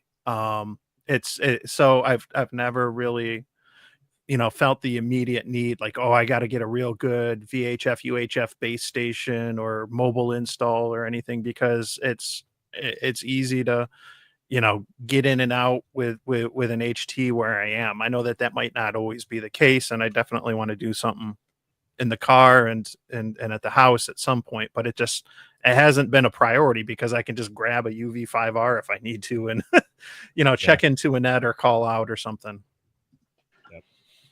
Yeah, we didn't touch on it, but we were talking about vaporware radios, and Mark kind of alluded to this, and I'm just going to bring it up real quick. But maybe we can encourage Mark or create a GoFundMe. This is a picture of SOAR. If anybody knows what I'm talking about, this was Mark's attempt, and he's still working on it, to build an all-in-one satellite, both linear and FM bird radio, all in one, with tracking and a whole bunch of other stuff. So I am praying every day that he'll eventually figure out what technical issues he needs to solve, and that'll coming out because I'm laying my money down on that one, soon. So I'm hoping he gets in there too, because one of the hard parts about beginning this is dealing with the Doppler effect too. I talked to Mark about that as well, and that'd be so awesome. He's built it in for that. I mean, it's an all-in-one. When he talked about it, I was like, oh, I want one now. And then he was like, oh, I'm having technical issues with it and struggling to work. And I was like, oh, please fix it. Please fix it. I need it. So, all right. Well, Mike alluded to first. Go ahead, Walt. I want to get a couple of those egg beaters first, and then he can get back to his, to that. Yeah, definitely. Cool. Well, so we kind of alluded to it. Let's talk HTs a little bit. So, I mean, obviously there are a couple that have, that are out there that were within the year. I know some anniversary editions, but any of you guys got any flavors you'd like? I could throw mine in the ring here, but I'm curious to see what you guys got. Well, top of my list is that ID52A. Maybe not the anniversary, but it's I've been thinking about that, and I know that the 50 is not new this year. I kind of thought about that for a bit, because when the 50 came out after the 52, which makes no sense, but that's ham radio. That had the USB-C, and it's got, I think, the monochrome display, but it's got, I know Josh, Ham Radio Crash Course, and others have said, like, the battery life on the ID50 compared to like the Kenwood, the D75, and a lot of those other has been phenomenal. And then ICOM dropped this, the 52 plus and the 52 anniversary. Now that it's got a couple new minor features like USB-C and stuff, it looks good. I'm in the ICOM ecosystem. I mean, technically, I could take the battery off that and put it on the 705 and vice versa, which is nice. But the one thing, my one hang up with these that I worry about, being in the Northeast also, is that they have a battery protection circuit, I think is what it's called, that will drop transmit to 500 milliwatts if the temperature is below I heard that 32 or so. And that to me would be very frustrating. I think about, I like to go out and do potas and sodas in the winter, and it might not be the HT that I'm going to bring out when it's sub-zero temperatures and I'm going up a summit or something like that. But to think that I might be restricted, unless I'm keeping it real warm in my chest and stuff, to 500 milliwatts. That's that's the only thing that gets me, because I look at my Yaesu, was it the 4XR, my first HT, and that's got no problem in the cold. The signal stick will go limp a little bit, but that still works, but I'll still get 5 watts out. So that's the only hang up I have with the, I wanna like the ICOM. I want to get it, but I worry about, being up here, in the cold where we got 4 seasons, and, being a portable operator, it maybe not working like I want it to. This is where you'd actually get me to come to the ICOM dark side. This is one radio I think I would pick up, and I almost did a impulse buy a while back before they came out with the newer version, is the anniversary edition. But like, I was looking between the 50 and the 52, and like, I looked at my FT 3DR, and the color, it doesn't have color. Well, it sort of has color. It's not really super color, but like I was like, I don't really need the color version because I'm not seeing a waterfall. I'm not seeing anything else like that. That I was like, I'm just going to go with the 50 because, it sounds like it might have better battery life. Does everything else the 52 does outside of being color with a few other minor options and stuff like that. That I was like, oh, I got to, a jump on it. And then lo and behold, the FX4CR came out in an opening, so I scooped that up instead. And so I haven't gone back to picking up an HD, but I struggle with HDs in general. Like, I don't know about you, but I've got 4 over here. And how many times do I go to a Hamfest and I bring an HD with me? I think once so far. I don't know about you guys. I took one to Dayton with me, and it was just like all it was directions and how to get in and out of the parking lot. And I'm like, I'm done. Exactly. My everyday carry, if I'm with a handheld, it's my Yaesu FT5DR. I think that's just a great universal across the world radio. But if I had to go pick one up today, I'd probably go pick up that Kenwood ID75. Even though I know there's a lot of complaints and issues with it from battery life, etc. as well. But it's got the Bluetooth and that GPS capability, and I mean it's easy for adapting. Another like Radio Mail has an adapter out for it now to be able to use it, and with it's just incredible little radio across the board for Kenwood. But there's that price point of $479. I'm going, I'm out. It's like where can you get it for $479? It's not $479. No, it's like 7 something. It's like 7. Isn't it $649? Isn't it? No. That's why it's not my price point, because it's way above 400.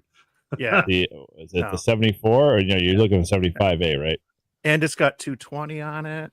Yeah, I know. It's got a lot of features. Nice. Yeah. Oh yeah. It's just ridiculous price though. Yeah, $699. I'm sure, like, you got a color screen. If you're doing APRS and stuff like that, you're gonna deplete the battery quicker. And I think it's probably similar with the 5DR. A lot of people buy those modded extended batteries and stuff for the 5DRs. That's a beautiful radio, man. It's a great radio, but again, that price point and just not touching it. So. That's an 891 right there, my friend. Yeah, exactly. All right, let me ask you guys, because you guys are much more knowledgeable on HCs than I am. What do you gain with that price point on that radio that you can't get with a cheap Baofeng? I mean, really, what is the difference? What makes you go out and buy that radio at 10 times? I know Paul can speak to that. Huh? Paul can definitely speak to that. Share your results there, my friend. Yeah. All right. So the question you're asking, Walt, right, is a good one, because I thought the same thing for a long time. I was like, well, my Baofeng works just fine. Like, why do I need a fancy, expensive radio? Eric and I were doing I think it was scouting, or something. It was something with a community event at a local park here in town, and I had my Baofeng on the local repeater, and Eric had his Yaesu. I think it was the FT3D, right? Yep. And the receive difference and the transmit difference was night and day. Really? Yeah, and we're literally standing side by side, so it was a very good comparison of one radio to the other. Yeah. And yeah, so when one of those FT3Ds was offered to me at a really, really good deal, I jumped on it because it definitely made a big difference in receivability and the also the transmit quality. That's why I asked, because I'll be honest with you, and you guys are going to laugh at me. I've kind of had my eye on that Baofeng AR152 because it looks like the ultimate Meal Team 6 radio. You know what I'm saying? It's got right.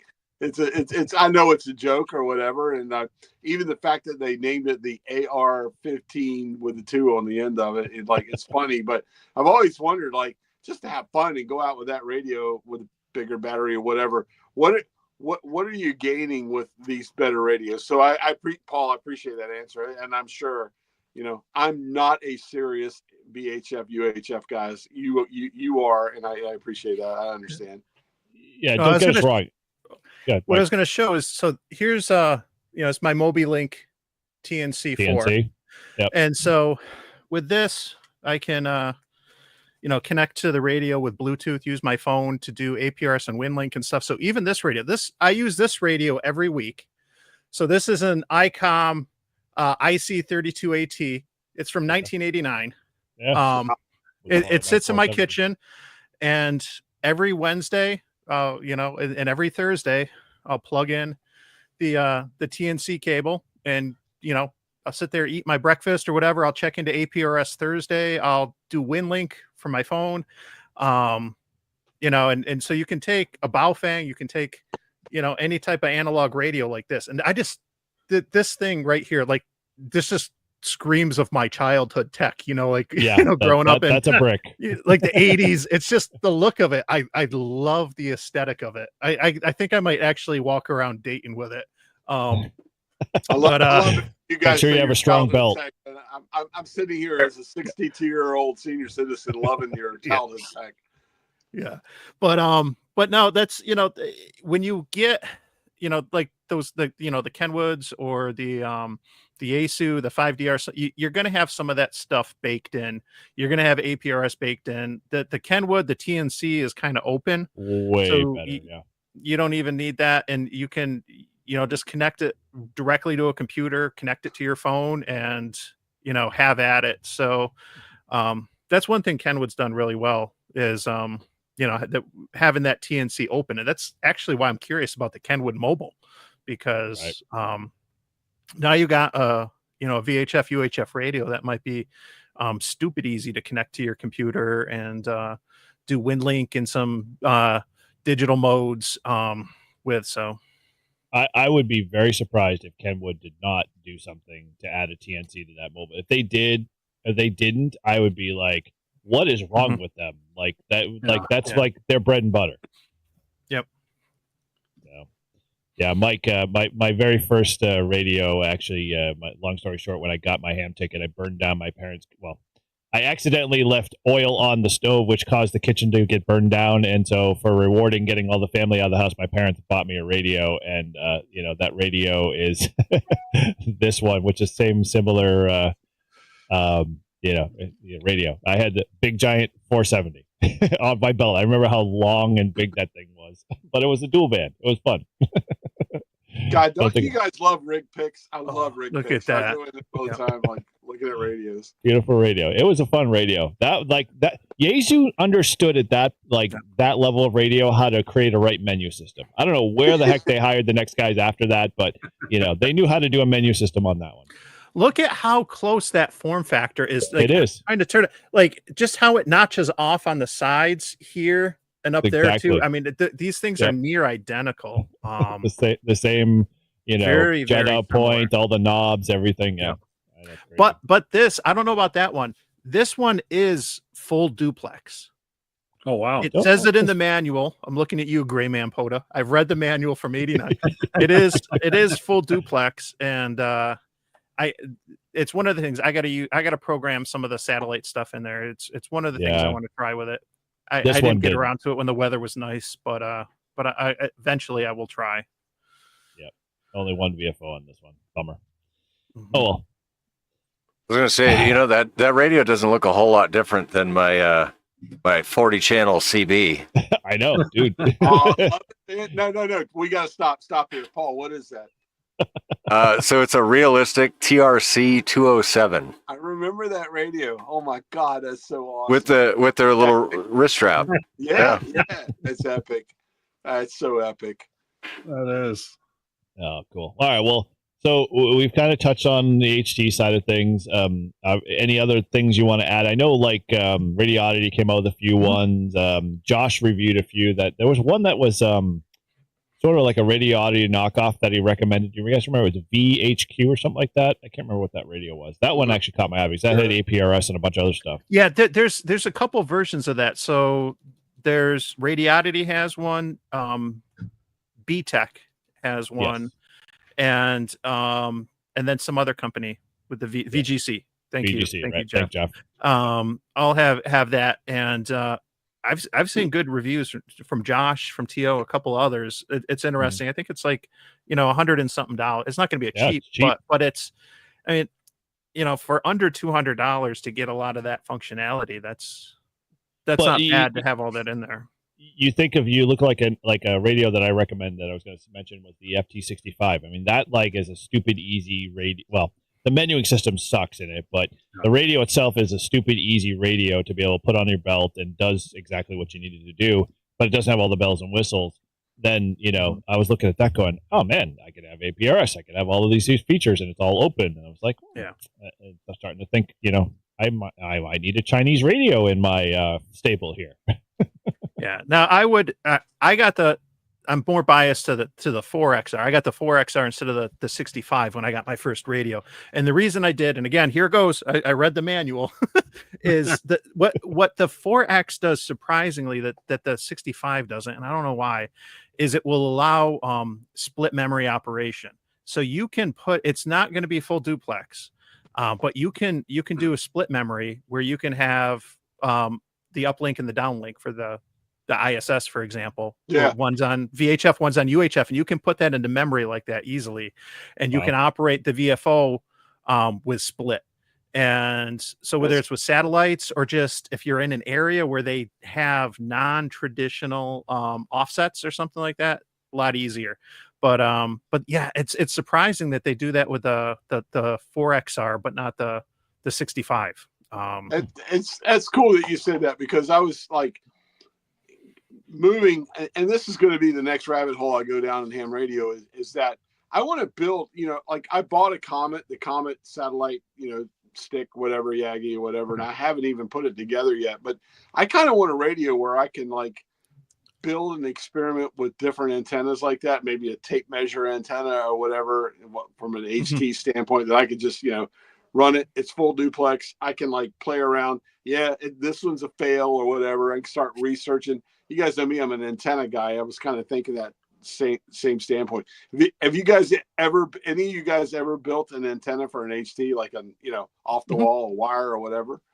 I did a 2-element tape measure Yagi for the June, I think it was the June or the September VHF contest. I built it this summer, just with spare PVC and tape measure, and it was for 220, but just a simple 2-element, there you go, because that's all I had enough for. And you know, that worked out great. I got plenty of contacts on it, using it with the HT, and it was neat to see turning it, because a lot of people in the VHF contests, even though you're on VHF, they might be on FM, they're still running horizontal because they got big beams and stuff, you know, at their QTH, and everything's horizontal. So that's why I built that Yagi for 220, because I have a J-pole, but the J-pole is vertical. So you're losing a couple S units with cross polarization, and just holding that and being able to turn it, you could hear the difference in the signal drop. It's like, wow, well, like this is real. Like I went up on about, I guess it's been about 3 years ago. I went up on a skyscraper at the top of New York City, all the way to the top, and I snuck a Baofeng up there. Yes, I remember that. Well, when I was talking, I noticed that vertical, I couldn't make a contact, but when I turned just the little rubber antenna on the Baofeng and turned it sideways, everything opened up. You know what I mean? It was kind of crazy how that, you know, that just with that little, you know, lack of a better word, half-arse antenna, you know what I mean? Like doing it that way, whatever. It was amazing. Like you just said, it was amazing the difference I heard from vertical to horizontal. It was a lesson learned for me. It was really cool. Yep. Good stuff. You were asking about like one other additional, you know, kind of stuff is like it's more GMRS instead of ham radio related, but it's the HA1G from Redivus. It's an IP67 rated radio, and it's all programmed for GMRS. And I picked up my GMRS license this year, and especially after Helene and Milton, and it's like it's kind of a handy little thing to have. And I mean, they're $29 on sale right now from Amazon. And and it's like I said, it's $29 is a Black Friday deal, but it's a phenomenal little radio across the board. I mean, stick in a bucket of water. I mean, it's solid. So, if you need to hand it off to somebody, whatever else, it only does GMRS, but I mean, not a bad little radio across the board. But it came out this year. It's pretty phenomenal. It's pretty rugged. Yeah, it is. Yeah. And it's USB-C. It is USB-C. Yes. So it's like the buzzword of the 21st century. Everything's got to be USB-C. Absolutely. Let's go down that road for sure. Oh God, don't get me going. We'll rope HDMI into that one too. All right. Well, so kind of get the direction here a little bit. So we've definitely been touching a little bit on satellite here, but I want to dive into the accessories a bit. But so from a satellite perspective, any of you guys have any interest in the 905? I mean, obviously the price ticket on that 905 is through the roof. I mean, it's crazy, stupid, and all the things you'd have to get involved in. But I applaud ICOM for being able to come out with a unit that literally is pretty much turnkey. Yep.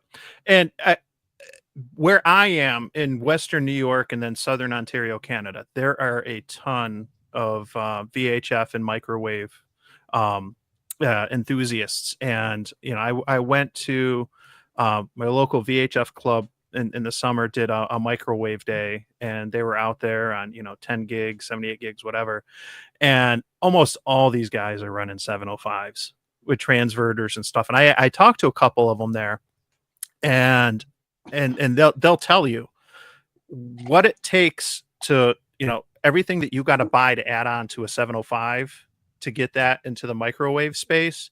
It's just so much easier to buy in the 905. I would absolutely love to have get my hands and dabble in one of those.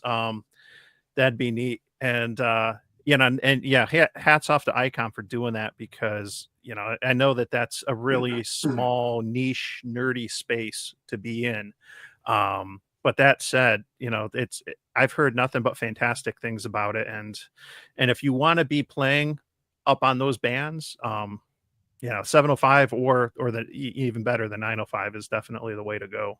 Yeah. I'll tell you, I'm really interested in satellites, and the reason being is I'm an old guy. I'm a boomer. I'm the only boomer here probably, but I grew up with the excitement of HF radio and skip and all that stuff. And then as I kind of become a ham or whatever, I look at it like the VHF UHF thing just really doesn't excite me, but the fact of being able to hit a satellite does. I'm sure there's a lot of hams that are in that same boat. You guys got to remember, I was 7 years old watching it on TV when Neil Armstrong landed on the moon. So for me to see the whole, satellites kind of equals space, you know what I mean? And that whole thing is that's really where I want to go with it. So, I as we talked earlier, it's kind of like new hams. There are even old guys that are becoming new hams. I think this is another aspect of ham radio, especially for a new tech that really can't do much with HF. I think the satellite thing, you were talking about accessories. I'm excited about the accessory side of this and what's available to work satellites. Yeah. That's crazy. I mean, the 905 has definitely, we'll say, opened up the game a little bit more. For me, satellite and even microwave stuff always used to be kind of mysterious. It's those guys over there, let them do their thing, and maybe I'll get to that part of the hobby someday when I get a little older. And now it's 905 has just kind of said, hey, you can get into the game. I mean, if you've got some money, you can definitely, afford to pay for, decent equipment. You could start doing contacts. So, there's definitely an improvement there, I think. And Yaesu and others, especially even the Chinese market, I think they should start to kind of open that up space-wise and get some of, the price point down on that stuff, because, it is a little expensive, but, the homebrew community's done it, pretty cheaply.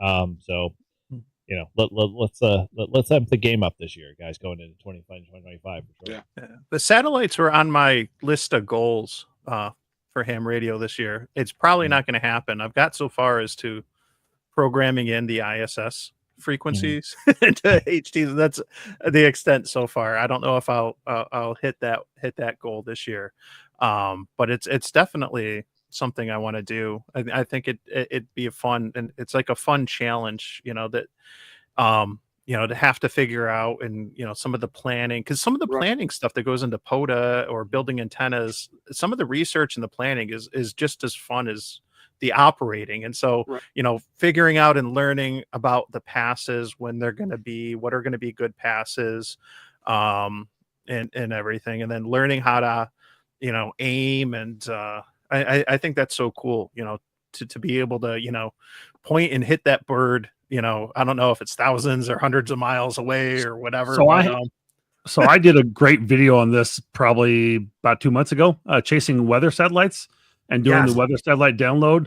And so, I mean, go out and check my channel out. I mean, I'll put a cheap plug in for that, but it's a great video on that. And then I'm wanting to do another one like that just for doing satellites. But if you want to get into satellite operation, Digital Rancher, I think, does some of the best satellite stuff out there. He does a really good job across the board on that. But it is a little bit of a skill to learn. It is very good. But I mean, if you have I'm going to put a link if I can get it to go. Well, I'll figure it out in a minute. But there's called the B antenna. It's kind of like the Arrow antenna. It's about the same price, but it's a little bit lighter weight, I think. And it's a great antenna to be able to try and use as well. And so, I mean, there's a couple of good options. And I'd say Arrow or this B antenna is probably your top two choices for being able to do that satellite type of work. And again, I'll put a link in the description here in just a minute here. So I like the elk.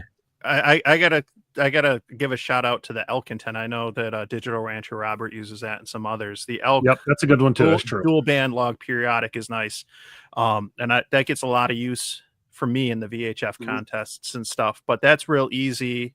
You know, I love the elk. The elk is way smaller than the freaking Arrow antenna. I mean, you have to literally have like muscles in your arm, wrist. And that's what I learned that even doing when I did when I got to borrow the Alinco HT for 900 megahertz for 33 centimeters, and I had the little Yagi for that, and again, this is 900 megahertz, so it was like a 14 or 16 element Yagi, and it's only like this long or whatever. But when you have to hold that there, like my forearms were sore the next day. I could not, but like it's real. I'm like, oh my gosh, this is like I got to switch hands and. But I think if you have to, I'd have to go back and look specific because I don't know what the elk poses for gain right off the top. But I know the Arrow antenna is really good on that. So. I have to, again, I don't have that top of my head, but I think you might find a little bit of a difference there. And maybe it's not significant enough to make a difference, but I mean, you're right. You just start doing a satellite pass, and those weather NOAA satellites are like 15 minutes long. I mean, you got an ISS pass is maybe 6-8 minutes tops, and you get a NOAA satellite doing it for 13-15 minutes, and you're going really slow. And I mean, it does get heavy. Oh my gosh. Yeah, exactly. Exactly, Eric. So it can be a little tough. This is truly the DX of VHF, UHF. You know what I mean? Being a DXer, that's so cool. Satellites to me, it's kind of what's drawing me there. Like, I want that, how far can you go? You know what I mean? It's cool. Yeah, and there's Eric out in Hawaii has done a lot and with satellites, and he's talked. I know there's a certain footprint of coverage depending on how high or low in orbit the satellite is. It's going to limit the footprint of like where you can cover, and how far out that you can get with it. And I think that's even like a neat factor. And I would imagine for us on the East Coast, it might be a little bit easier to get into Europe, but then also get further out to, towards the West in the US and everything. We might be in a pretty, I don't know how much there's going to be once you get a little bit further north, than Ontario, there's not a whole lot. But yeah, no, I think we might be in a good position to maybe take advantage of the footprint you get from the passes. Well, thank you, Hebnetics, there for the $5 super chat there. Appreciate that. That's a true statement, Mike, because I'll be honest with you. One of my first lows, even before ham radio, is I'm a medium wave DXer. And I've noticed being up here in the Northeast, going that way to Europe, it's like night and day compared to being farther south or whatever. So I think using that same analogy from like maybe hitting a satellite and coming down in Ireland, the UK, and then that western part of Europe is probably very possible with with satellite. Very cool. Well, so let's see how many countries we can work with the bow thing next year, Walt. Challenge noted. Challenge noted. Very cool. All right. Well, let's get into my favorite kind of section here because we're obviously getting here almost in the top of the hour, but second hour, I should say. We're way past the first hour. This is almost ham radio clubhouse territory. So yeah, let's talk accessories, guys, because my list is pretty long here. But who wants to kind of take the torch and run with it for accessories? This year, and I'll run with it. The halibut halikey. Oh, nice. Okay. So absolutely, that's going to be, I think, be one of the top notch products of the year that he's come out with. I think he came out with it this year. Maybe it was late last year, but I'll be using that for my push to talk when operating on a smart SDR for operating SmartLink through the Flex, and I'll be using that to key, put in my push to talk or my foot pedal to be able to operate the SmartLink through my computer, through my Mac. So one of those are arriving tomorrow. So I'm really excited about using that. I'm hoping to play with it tomorrow a little bit. So it's got a couple other options too, as well. Like, I mean, that's like kind of why he created it originally, but he also it's just kind of exploded in terms of the function and features it can offer. So yeah, good little device. Yep. So cool. I think it's one of the cool ones of the year. So yeah, I'm game with that one. Cool. What else? Anybody else got anything? Accessory of the year. Accessories that are brand new this year. Oh, yep, there it is. We're done. Yep, there it is. Those things. The Wago better than that. those have been. Those are so helpful, and I can't believe it took hams this long to kind of come up with that. Those are good. I picked up a couple at Hamvention, and I gotta look and see if there's a Black Friday deal on any of those Wago connectors and pick some up to do them from home. But, Club Gear Online has them online. He's got them. Trying to find actually, I bought them from him. Go to PodaGear.com or Club Gear. Yeah, I'm trying to search the page to grab it. Yeah. The other thing is I got really cool. I had a guy 3D print, but it's a little box like this, and it's got a switch on the top, and it's got a power pole on this side and a power pole on this side, and it's got a fuse in there. And anyway, you can just plug your power poles into that. You can flip whatever you need on and off. Mm-hmm. Now it's a 3D printed. I mean, just a little homemade jobber, but I mean, pretty slick little device overall to have handy, Yep. So yeah, if you're looking for the gadget of the year that's been, overexposed, and this is actually what you should pay for these things, not the $25 to $30 I've seen at Hamfest. Quicksilver sells them for $19 a piece. Crazy. Yes. Like, dude, the parts are like no more than like $1. I'll say it's got a little bit more than that invested in it. I know exactly what it is, being my brother, but yeah, it is a little bit more than that. And the thing is, I mean, you can tear it apart and dissect it and tell you exactly what it is. But in between the power pole and the Wago connector, there's I think it's a 10 or 12 gauge wire, and it has to be, just exactly like a certain length. And so he spent a ton of money. I mean, like $2,000 to buy a machine that cuts that wire, to that exact length. And he can print, cut, a couple of them, couple hundred an hour on it, but it takes a long time to do that. And then you have to cut the heat shrink to each one and then heat shrink them all. I mean, it doesn't seem like there's a lot in parts, but there's a lot of time involved in assembly and putting it together. And that's where it comes into for the time. So what I like about those, and I think we all know it's nice to have something like that in case you have a failure out in the field or when you're traveling or something like that, and an issue with the connector to have that. But I think about when I was a new ham and I didn't have power pole crimpers. I didn't know how to crimp power, to put power poles or any of that stuff on. It can be a little intimidating financially to have to spend X amount of dollars to buy crimpers, X amount of dollars to buy the connectors and everything else. And if you can, buy something, I'm not saying like a permanent solution, but you can buy something like that for $10 so that you can easily hook up your radio to your battery. I'm definitely all for that because it's, getting started from scratch in the hobby, it can be pricey. You start factoring in some of these tools and things like that you might not use a lot. They're incredibly helpful. And I obviously picked up, one of the power pole kits from, I think it was Gigaparts or something, where I got the crimpers and everything. But I think for people starting out, it's nice to have that option to just, clip them on and run with it. Yeah. Yeah, totally. I mean, I've got one in my, I keep one in my toolkit. I keep one in my Poda bag. I keep one in the truck. Just never know. Yep. Yeah. All right. Anybody else got a couple? Because I've got a few loaded here, but I'll see if you guys. I've got something for. I know we've kind of gotten away a little bit. We're getting back to it, HF, but poles. Poles are an important thing if you're going to build portable. You know, Mike knows. He and I both build a lot of HF vertical type antennas or whatever. I really think the best bang for the buck, and probably I'm not lying, and I'm friends with Callum, but I'll say this: the best purchase I ever made in ham radio was my DX Commander 10-meter expedition pole. That pole is amazing. It's small. I can like take it anywhere. I've flown with it. I've gone with it everywhere. And the one I have now is like beat to HELL, but it's still there. Just the pole itself, the expedition, everybody, like people ask me and they go buy the other 10-meter pole. The expedition pole is the pole that you can like, and it's under $100. I think you can get it right now at what is it? DX Engineering is selling it for that's not the expedition. That was too long. That's the regular 10-meter pole. The expedition the smaller one. Short, man. I mean, that thing's probably like maybe tops 30 inches long. It's small. Yep.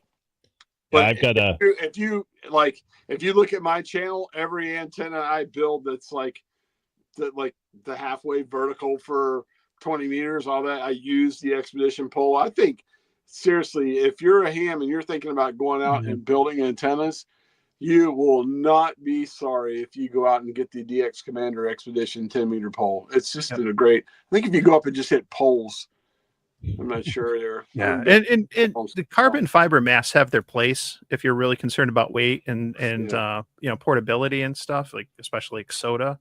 But you get a fiberglass pole, and then you don't need to worry about doing verticals, something that Walt's really passionate about. And and if you got that 10-meter, you're pretty much set for a whole host of verticals you can make with that, from like Rybakoffs to quarter waves on 40 meters and end-fed half waves on 20, and everything in between. Like, you got that covered with a pole. All you need is that pole and some electrical tape. Tape the wire to the pole, and you're rocking and rolling. So, well, I know a guy, funny you say that, because he's got a book coming out with a whole lot of antennas you can put on that. We're gonna touch base on that in a second, I'm sure. But the 10-meter pole, I like in my video that'll be coming out soon. I've got one for my mobile HF setup, but I mounted my 10-meter pole, the DX Commander, inside under the lip of the truck bed. So literally, I bought the hitch. I had to shave off the original like kind of rough edges on the bottom of the 10-meter pole from DX Commander, but now I can slide it in my hitch mount. And literally, in one of the videos that's coming out soon for me, I've got the 10-meter pole up, my Reliance antenna fed off of it, and I went even as far as putting a little bulkhead connector on the back of the bumper that feeds into the truck. So now I can just feed the antenna right at the bottom of the bumper, and I'm on the air on a wire antenna. And I was like, oh, this is so much fun. So and the other option, very similar to what you're talking about, what I do all the time is I have one of those drive-on flagpole stands. Yeah, similar. I mean? Yep. And I just, it's in the back of my Jeep right now. I just drive on that, tape the wire to the pole, drop it in the stand, and then run. I mean, I can basically run a small, 15, 16 feet of coax right into the dash of the Jeep, probably choke it. And then if it's pouring down raining or what I'm expecting a New England winter here, I'm going to be doing a whole lot of sitting in the Jeep at the beach, when it's like 25 degrees outside and operating. So it's pretty cool. Matt's got a good question there. Spider Beam 10-meter or Expedition? Like, I don't know. They're both good in good mass. If you're going with a Spider Beam, get to 12. I don't want, yeah, right. Go bigger. Bad about Spider Beam, because I'm sure it's great. At Dayton, I bought the 12-meter Spider Beam pole.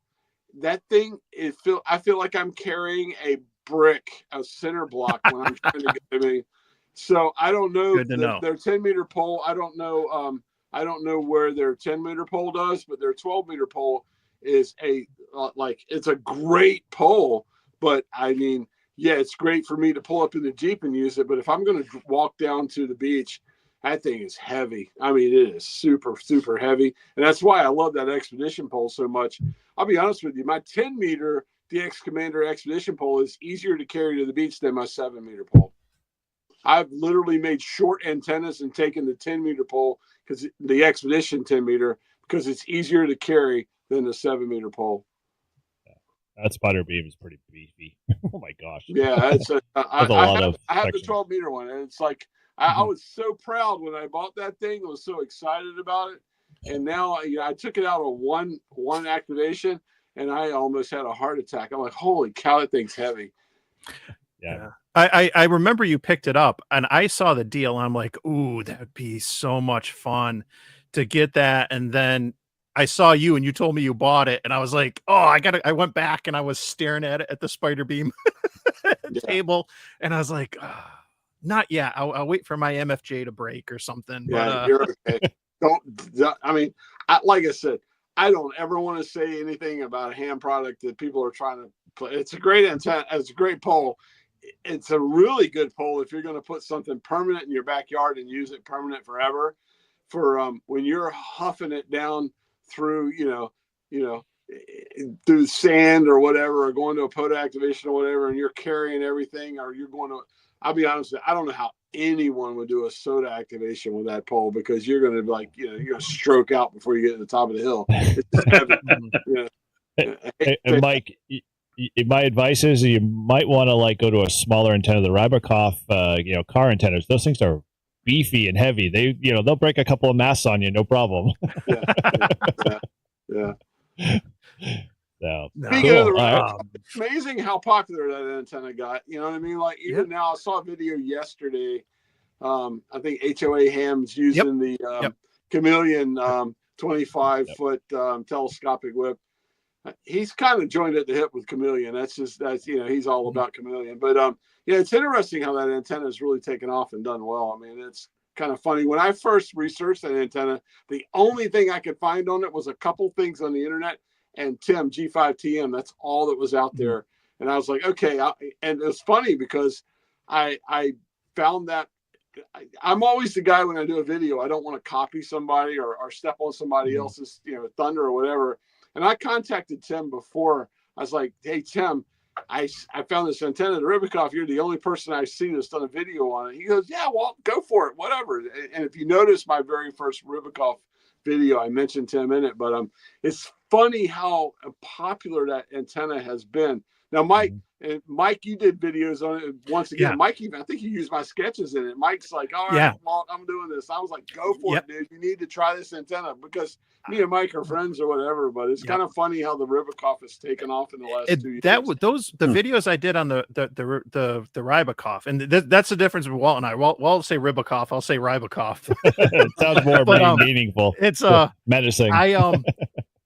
When I did it, those were the first videos I made, as a newer YouTuber that got, thousands of views. I was like, whoa, this thing, you said it best when you said, the Rybakoff took off, because that's what it comes down to with that antenna is it's about takeoff.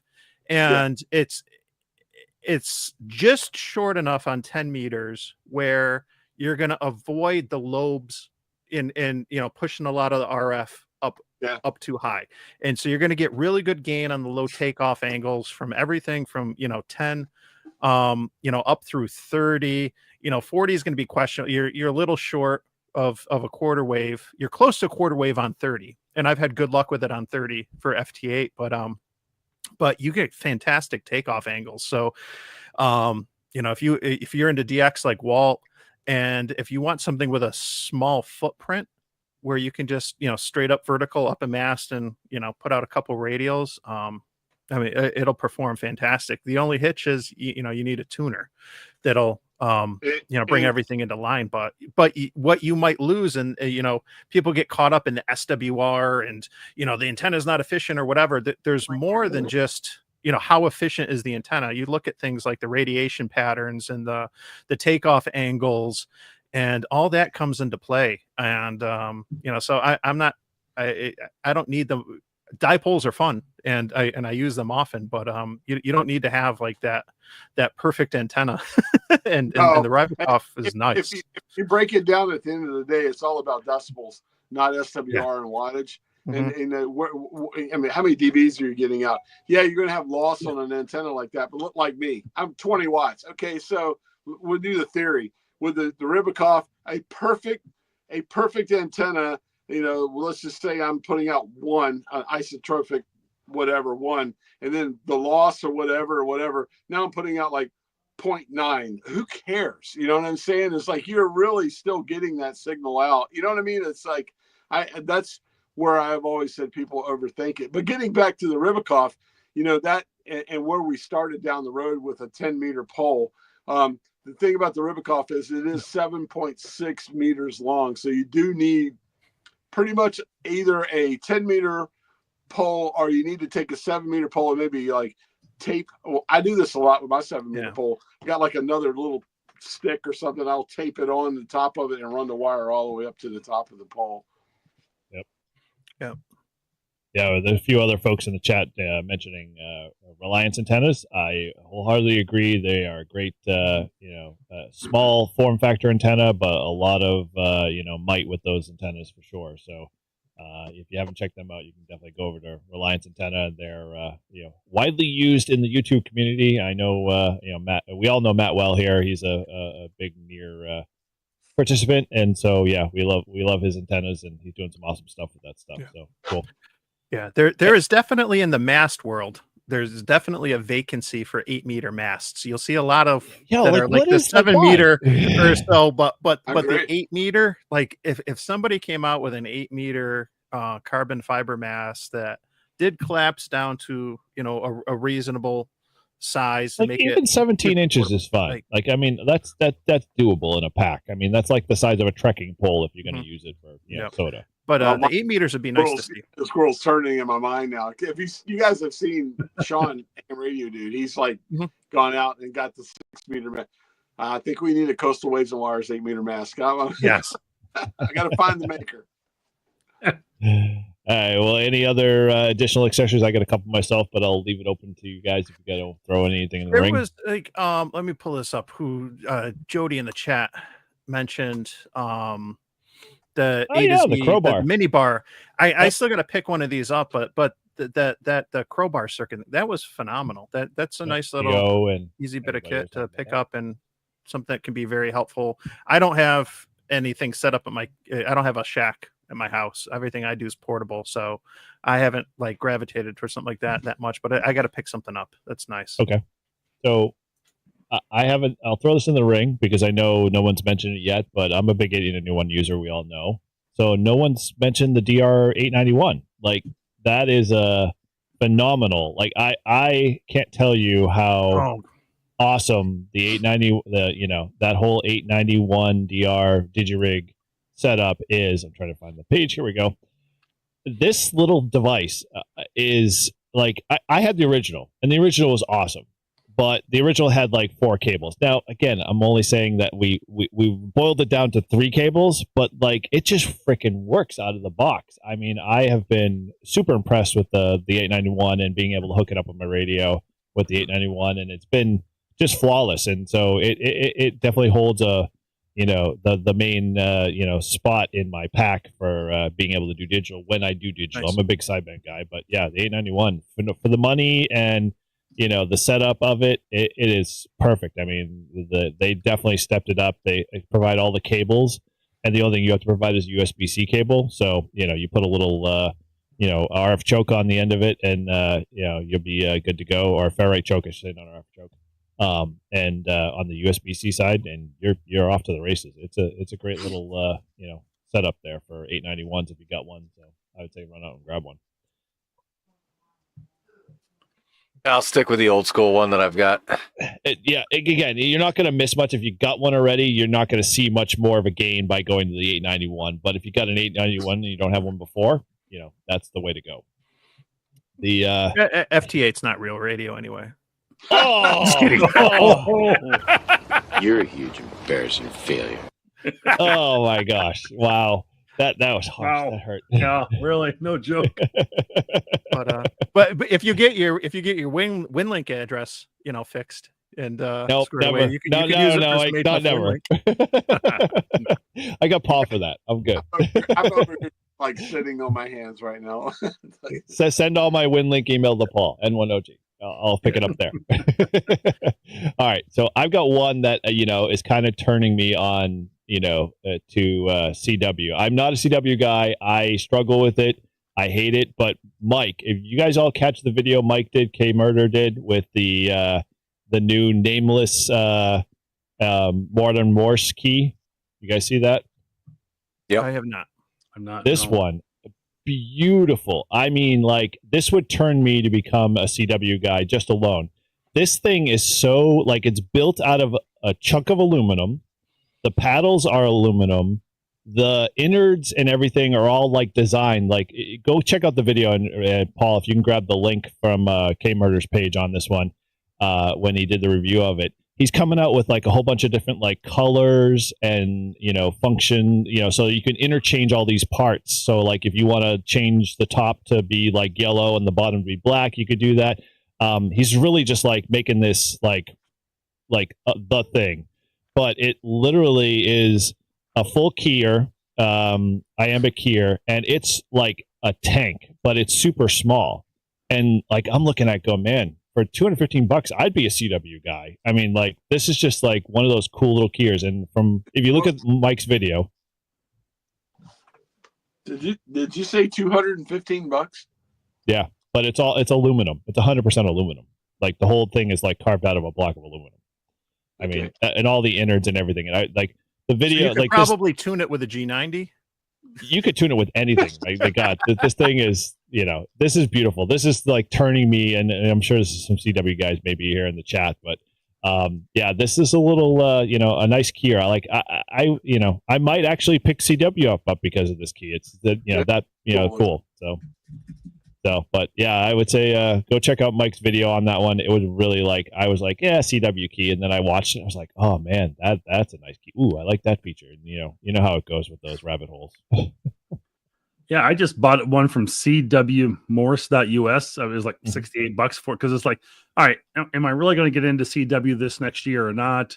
But it's like, all right, I'll spend $60 on a key just to play with it and practice with it a little bit, just to start out with. But you're right, that is a sweet little key. I like that kind of aluminum build on it and everything. I like that. That looks sharp. So yep. Yeah, he really designed it to like be repairable in the field. So like literally everything is, he has a replacement part for it. So it's like kind of like you buy the base model and then, you basically add on and create your own key customized to your liking and your feel. And, it's really pretty cool. So I'm going to say this, and this isn't against CW. This is how bad I am. This New Year's Day will be the 4th year in a row. My New Year's resolution will be to master to try CW. I'm with you, Walt. I'm with you. I may sound really crazy. We're going to put a little plug in for him, but the Long Island CW Club, if you want to learn how to do it, that's where you really go and start. I've been on that road, and then I just get sidetracked. It's just me. That's where I'm at right now. I started going down that road. I got a little sidetracked here, so I got to get back into it. I got to download their schedule, so I have a more of a regular routine to do it. But that's where I want to go with it this next year. So the great thing about those guys, though, is when you fall off, right? They send you an email and they say, "Hey, listen, we realize you've been away. For $60, you could be a life member and just pick it back up whenever you get around to it." Yeah. And so that's what I did, because I know at some point I'm going to get back into it. And I got a key on Amazon that it's got some nice magnets, got great reviews. And so it should be the really good portable POTA key. I just gotta get back into it. Yep. I'm with you. All right. Well, any other ads that we got for accessories? I can't think so. I can't think of I got one. Okay. And this came out this year was the Mad Dog coil. That was an antenna pick. I'm a big vertical guy. I love, vertical antennas. And I'm all about coils and whatnot. And so hopefully I've got a little review coming up, a little plug here on a matchup against the, Mad Dog coil, the Wolf River coil, and the Res antenna, and see how they all stack up against each other. But I love my Mad Dog coil. It's an awesome trade-off, great construction, super portable, super light, works well, and I use it every time I get a chance to get outside. And my Wolf River coil I sort of use, but it's taken kind of backseat. the Mad Dog. So, I love that I have old the Mad Dog as well, and I'm going to say that you are spot on. It is a great coil. Yep. Yeah. He's done some awesome stuff. He sent me the 80 attachment, and that 80 coil, I could grab it in the back, but the thing is like a tank, and you put it on top of your 40, and it's like, that's not going to hold it. It's way too big, but I got to go play 80 someday with it. I was thinking about getting out tomorrow and trying to work like tomorrow night, work 40 and 80. I might actually take the Mad Dog out and do it. Like, cool. I'm kind of like Wolf River Coil, Mad Dog, Wolf River Coil, Mad Dog. You know what I mean? It's like, it's a great antenna. I mean, a great coil. It really is. Totally. All right, cool. Well, any other you want to throw in the ring, or we're going to kind of wrap this up because we're getting a little long here, but all good conversation tonight for sure. Hopefully folks got we gotta get to we got that one little sneak peek we gotta get to. Oh yes, right, yes. I totally man, thank you, Mike. I teased a couple people in the chat about it. So let's open it for the floor here a little bit. We're going to talk a little seat bike. So Mike, if you want to take the controls here and kind of dive into a little bit, I'll control the stuff in the background here. Let's see how this goes. So let's see. All right, Walt, run with it, buddy. Guys. All right, so the book is going to the editors. This, if people know me, the Salty Walt's portable antenna sketchbook is going to the editors. I'm going to finish it up this weekend. It'll be there Monday. This is a little sneak peek of some of the sketches. There's going to be like 20 chapters, about 20 different antennas. I'm going to put a little sketch in for each antenna. Obviously, what you're looking at here is the quarter wave vertical. I am a I'm an engineer, but I started out as a draftsman on the board with pencils by hand. So when I build an antenna, I usually sketch it up real quick and decide what I'm going to do. And over the last 2 or 3 years, I put them on social media. People are like, "Oh man, I want that. I want a copy of that. I want, whatever." So I'm very, very blessed that the ARRL is going to, publish this book, and I'm getting close to it. So little sneak peek of what you're going to see in the book or whatever is stuff like this. So if you're an antenna builder, there you go. I also like, if you don't even have to do the math, you can you want to do a quarter wave vertical antenna, I did it for you if you're an SSB guy, stuff like that. So here's this. I wanted to do a little sneak peek of some of the easy, just the sketch parts of it. What I'm doing. There's going to be a lot of what you'll see with each antenna will be the antenna itself, a little narrative of how I built it, some of the equipment, what I used for it. There you go. This is the one of my favorite antennas, a vertical infed halfway for 20 meter bandwidth. You're going to see a lot of stuff like this. The Ribicoff will be in the book. I did not send the Ribicoff sketch, and this is a couple I sent over to Mike to just kind of show. But yeah, guys, from the American Radio Relay League, probably right after the first of the year will be my book. It's coming out. It is the Salty Walt's, portable antenna sketchbook, and you're going to see a lot of sketches that I've done, along with all the material that's going to take to build the antenna, a little bit of thought behind each antenna, and a lot of pictures from where I actually built every antenna. There's going to be 20 different antennas in the book that I'm going to put in the book. 20 different antennas. I've built every one of them more than once, and I'll put my results in there, as well as kind of a little bit of background on it as well. So I'm so blessed that the league contacted me and wanted me to put this book together. I did kind of want to tonight, kind of like, just, this is the first time you've seen it. There you go. People that follow me or are on my other social media have seen other sketches I've done. I've cleaned, as you can see tonight, I've kind of cleaned them up and put a little bit more effort into them. And there you go, guys. It's coming out. I'm thinking it's going to be out hopefully before Hamcation in Orlando. So probably by the end of January. That's really up to how many back and forth we go through the editors or whatever. But it's getting ready to get published. And I said this, you'll see it in the book if you buy the book or whatever. If you're looking for the Mozart symphonic, excellent antenna building book, you don't want this book. You want the ARRL antenna book. if you're looking for like the garage band, Jimmy Buffett, hey, let's cut some wires and go out and build an antenna, this is going to be the book for you. And I'm, like I said, I'm getting ready to get the book out. And anyway, guys, all of you, thanks for letting me kind of show that at the end here. That is the first, Mike has it. This is the first sneak peek of like the new sketches that I've done for the book. And there we go. It's going to be really cool to see that, because, you know, they're going to take some of this. It's going to end up in the antenna book. I can't wait to see it in there. Like I seriously, I'm so excited for you in that. I think that's cool. They're going to have at least some of those sketches are going to get lifted and put in an antenna book at some point. The one antenna in the book, there are two antennas that I will personally say that are my antennas. The 17.5, that's me all the way. Yeah. No one ever called that antenna. I mean, let's be honest, it's just a 17.5 foot piece of wire in the air. But I kind of like really did a lot with that and adding the 4-to-1 to it or whatever. But the one antenna, if it makes it to there, I will like, you know, it'll be the most thing ever. It's the Coastal 20. I know, Mike, you've built it. I've kind of really perfected that antenna. That antenna started out with a 9-to-1 unun. I went to a 4-to-1 unun. And now I'm using a 4-to-1 Ballon on the Coastal 20, and which will be in the book. And it's like, boom. I experimented with different, I mean, I've built that antenna now probably 40 times and like 5 of them on video. The other ones were just me trying to make this antenna right. That antenna is going to be in the book. And if the K4OGO Coastal 20 antenna makes it to the ARRL antenna book, I'm good. I'm done. I'm retired. I made it.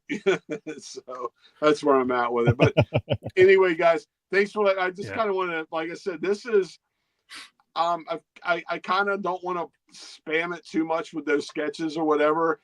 Mike is a dear friend of mine. I sent him to him and said, hey, we can talk about this a little bit tonight, but there you go. The book, I'm going to lock the doors this weekend and just go back and check everything I've done and kind of edit it or whatever. And then Monday, I'm sending the final draft off to the ARRL, and hopefully this book will be out. Awesome. We'll see how many rotations through editing it takes, but hopefully it'll be out in the first of the year. And I know this sounds cliche, but I am freaking blessed that they chose me and asked me to do this. I'm really excited about it. Oh, we're all excited for you, Walt. You should be proud of that. Awesome. Yeah, totally.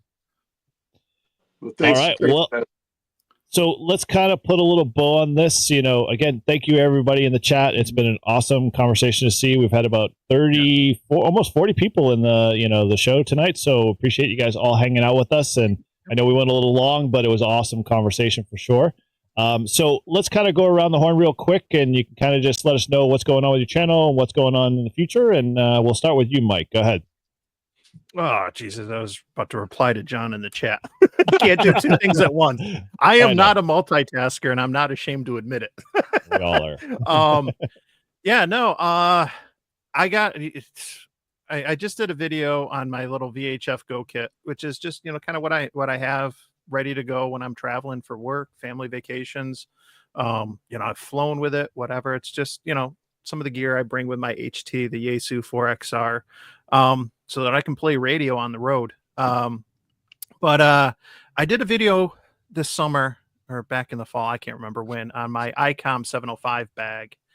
And anytime I do these videos where I kind of take what I got in my bag, and I'll preface it by saying this, I don't stage it or anything. Like, I don't go through and make sure everything's in there perfect. Like, I legit open the bag up, like, this is what's in it now, because as I'm going through there, like, I always get thinking like, oh, do I need this, or I'm missing this? And and it's helpful. And so I did that VHF kit, and I already started thinking, how can I minimize this? What do I really need? Do I need all this or not?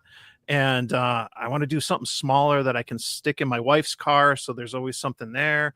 But I wanted to do something with the 705 because, as I mentioned earlier in the stream, I got a new car. I don't have a radio installed in there. I'd like to do something at some point, but I want to have the opportunity to play radio easy and not have to, even something as simple as grabbing and going. No, I want to be able to already have what I need with me, so that if the opportunity arises, like it did yesterday, and I had an opportunity to do a quick POTA, I have what I need. And so I minimized my 705 bag. I'll probably shoot the video this week and what I did and the bag that I'm using and, the gear that I put in there. But yesterday was really that first test where I was leaving work and I was like, hey, I got time. I can swing by and do a quick POTA. I got just under an hour of free time and, got out to a twofer, got set up on 40 meters, and like in less than an hour with a 705, I got I think it was like 50 something contacts. It was phenomenal. Like I did great. And I had a blast. And I want that opportunity, being a dad and being on the go with the kids and practices and work and everything else, like to kind of have the bare minimum of what I need to play radio when the opportunity comes up. So I'll be working on that bag and kind of hopefully testing this out, because when we do things like this is kind of what we learn. Like, what do we really need? What do we not need? And it'll be interesting because I can only fit so many antennas in there. And so I'll experiment with it, with whether it's with, an end fed and a resonant antenna, or I can still fit the tuner in there if I want. And I got the Reliance 9-to-1.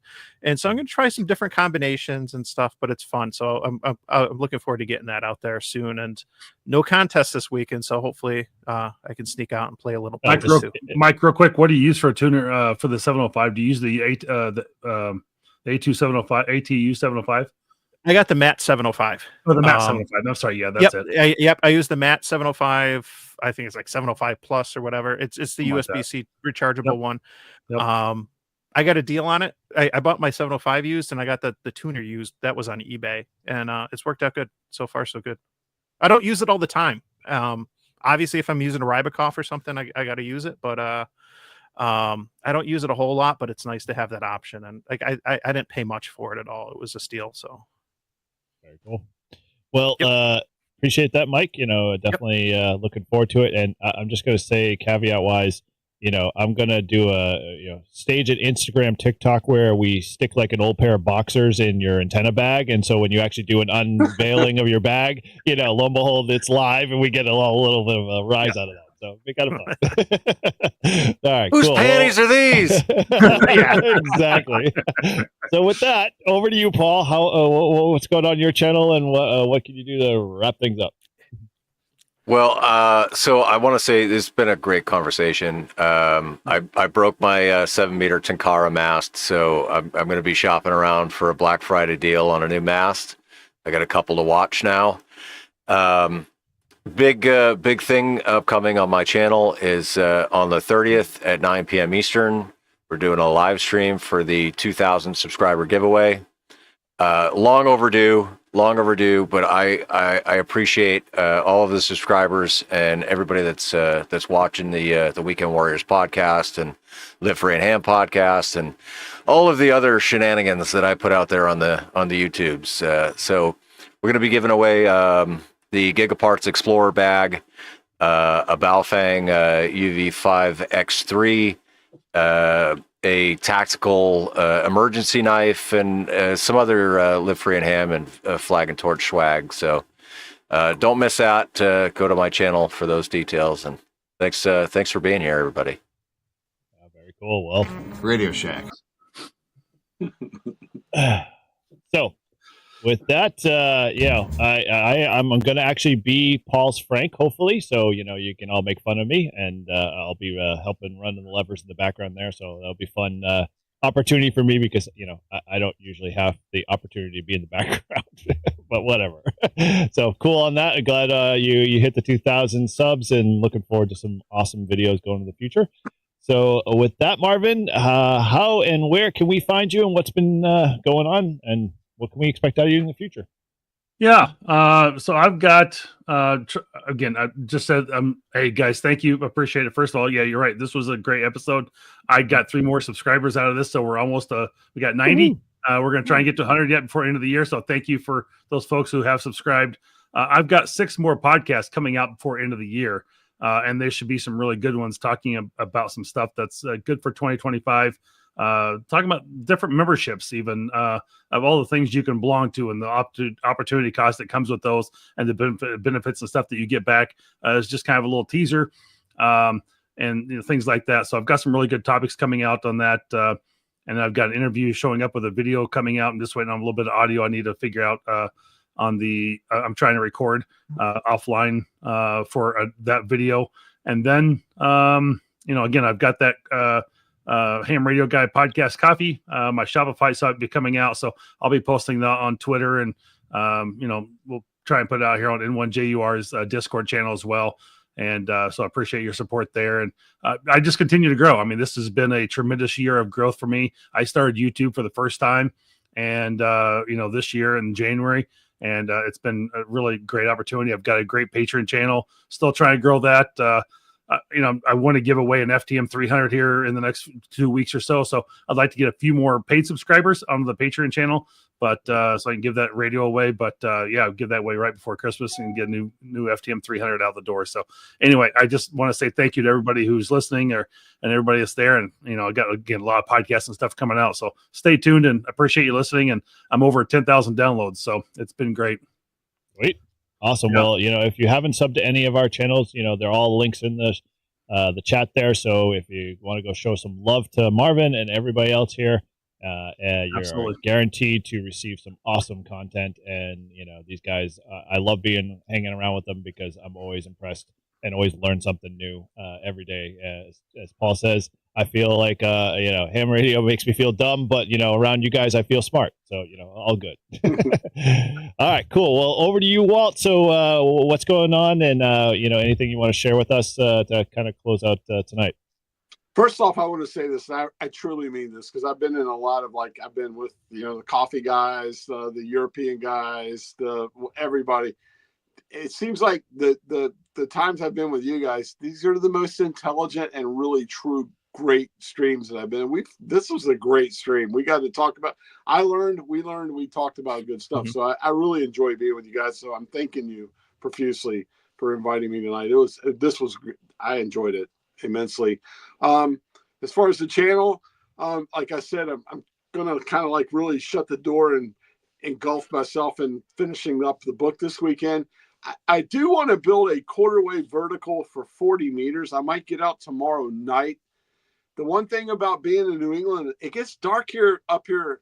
Northern boys, I'm a oyster shucking Southern coastal cowboy, and it don't get dark till 5:30 there. Up here, it gets dark so fast that I get off work and I gotta deal with darkness. So I'm really thinking for the channel itself, probably over the next few weeks, maybe the next couple 2-3 months, you're going to see a whole lot of 40, 60, 80 meter for me. I got to get out at night when I get off work and operate portable. So I'm going to start building some antennas down that, going down that path.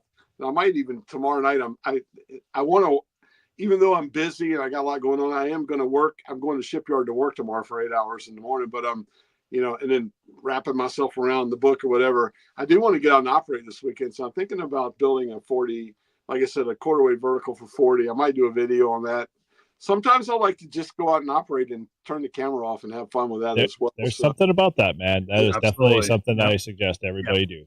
Yeah. So, as much as I do love YouTube and love, making films or whatever for it or whatever, sometimes, I just like doing it. The funny thing is, and you guys, Marvin, you're talking about getting up to a certain point, and, everybody, Mike, whatever. The funny thing you'll find out is, as your channel grows and grows and grows, it's sometimes hard to do that without the video on, because as soon as you key up and say who you are, people, they recognize you from, and I'm coming up on 25,000 subscribers. So I'm having a hard time being anonymous when I'm operating. I'm not complaining. That's a good thing, but sometimes it's not. Sometimes you just want to just be a regular guy operator or whatever. And you kind of lose that a little bit. Although when people go, "Oh, I love your channel" or whatever, it's so flattering, and I love it. I do, but it's humbling. Yeah, it's humbling as well. It really is. It's humbling. Yep. I think the thing that excites me more than anything was, and I get this, I got 2 of them today in the channels, was I was an operator for 50 years. I quit ham radio and was done with it. I started watching your channel and you ignited me to get back into ham radio. Those, to me, that and the new guys, the guys that are I'm going to get my ham license because I enjoyed watching your channel. Those are the ones that really excite That's me. worth it right there. Yeah. So those are the ones that really excited for me. But you guys, I mean, like I said, that's really where I'm at right now.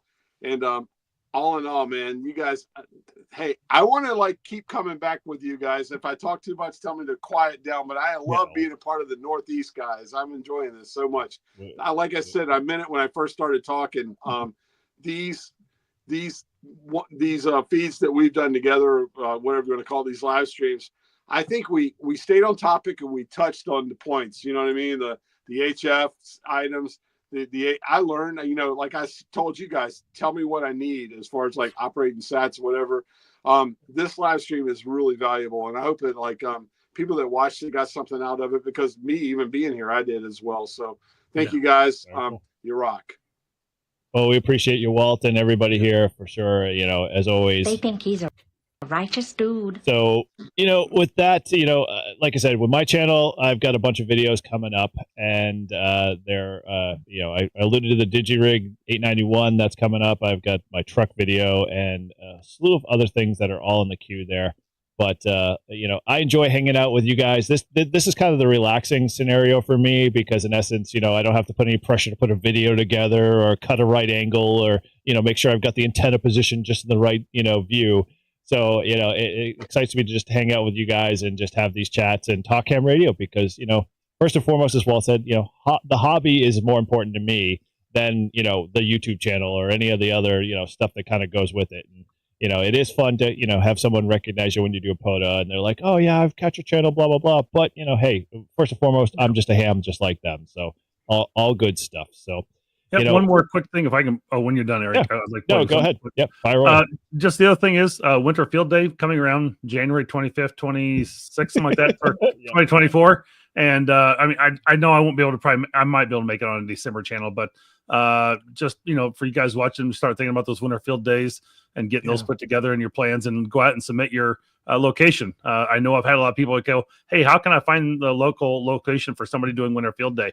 Go out to our site and put it on the map where you're operating, either private or publicly, and it lets people know, and we appreciate it too. So. Yeah, totally. Marvin, I'm sure, is going to be doing the circuit around for Winter Field Day. Yep, you know, we're going to start that very soon. And so we're looking forward to having him on Live Free and Ham too as well. So you know, stay tuned for that. But you know, outside of that, you know, Winter Field Day is Winter Field Day for me is low key, in sense it's more camaraderie and playing radio than say ARL Summer Field Day, where it's like a lot more public stuff. It's eating chili and having a good time. Yeah, totally, man, totally. If you're bringing chili, man, then I'm, you know, you're good in my book. You're aces in my book. Absolutely. You don't do Winter Field Day without chili. Come on. That's very true. Where have you been? Very cool. All right, well, kind of wrap this up. So, you know, obviously, you remember, head over to Get Hammed to pick up your pigs, because we want to spread the love there, and, you know, show that we love ham radio there. You can always get your set there. And if you haven't already, you know, make sure you click Marvin's link, subscribe to his channel, you know, check out his coffee, because I'm sure it's going to be some awesome stuff there. And as always, you know, we are excited, and we thank you, Walt, for, you know, contributing so much awesome stuff and creating a great book. It's going to be very, you know, informative, and, you know, we'll say the working man's antenna book, which, you know, I prefer to, you know, have in my arsenal than, you know, something that, you know, is a little bit more, you know, formal, we'll say. Right. So, you know, with that, you know, as always, you know, you can head over to all of our channels and be part of that. But I'm losing my place here. So outside of that, I'd say, you know, hey, let's put a bow on this and wrap it up. and thank you to thank you to the few super chats I got from Aaron, from Paul, from Jody. Okay, cool. And stuff. So thank you guys very much. Appreciate it very, very much. And thanks to everyone who's stuck with us for if you stuck with us for this long, or you tuned in late, you still got some good stuff. Thank you guys for being a part of this. I had a blast tonight. This was awesome. Yeah, it was fun. So thank you, thank you. So yeah, if you're just jumping in now, we do this once a month. So, you know, keep an eye on all our channels. We all stream from our own channels here. So, you know, we all want to be a part of this, and we just love hanging out and talking about Northeast stuff. So go with that, man. With that, we'll say 7-3s and have a good night. And say see you later. 7-3.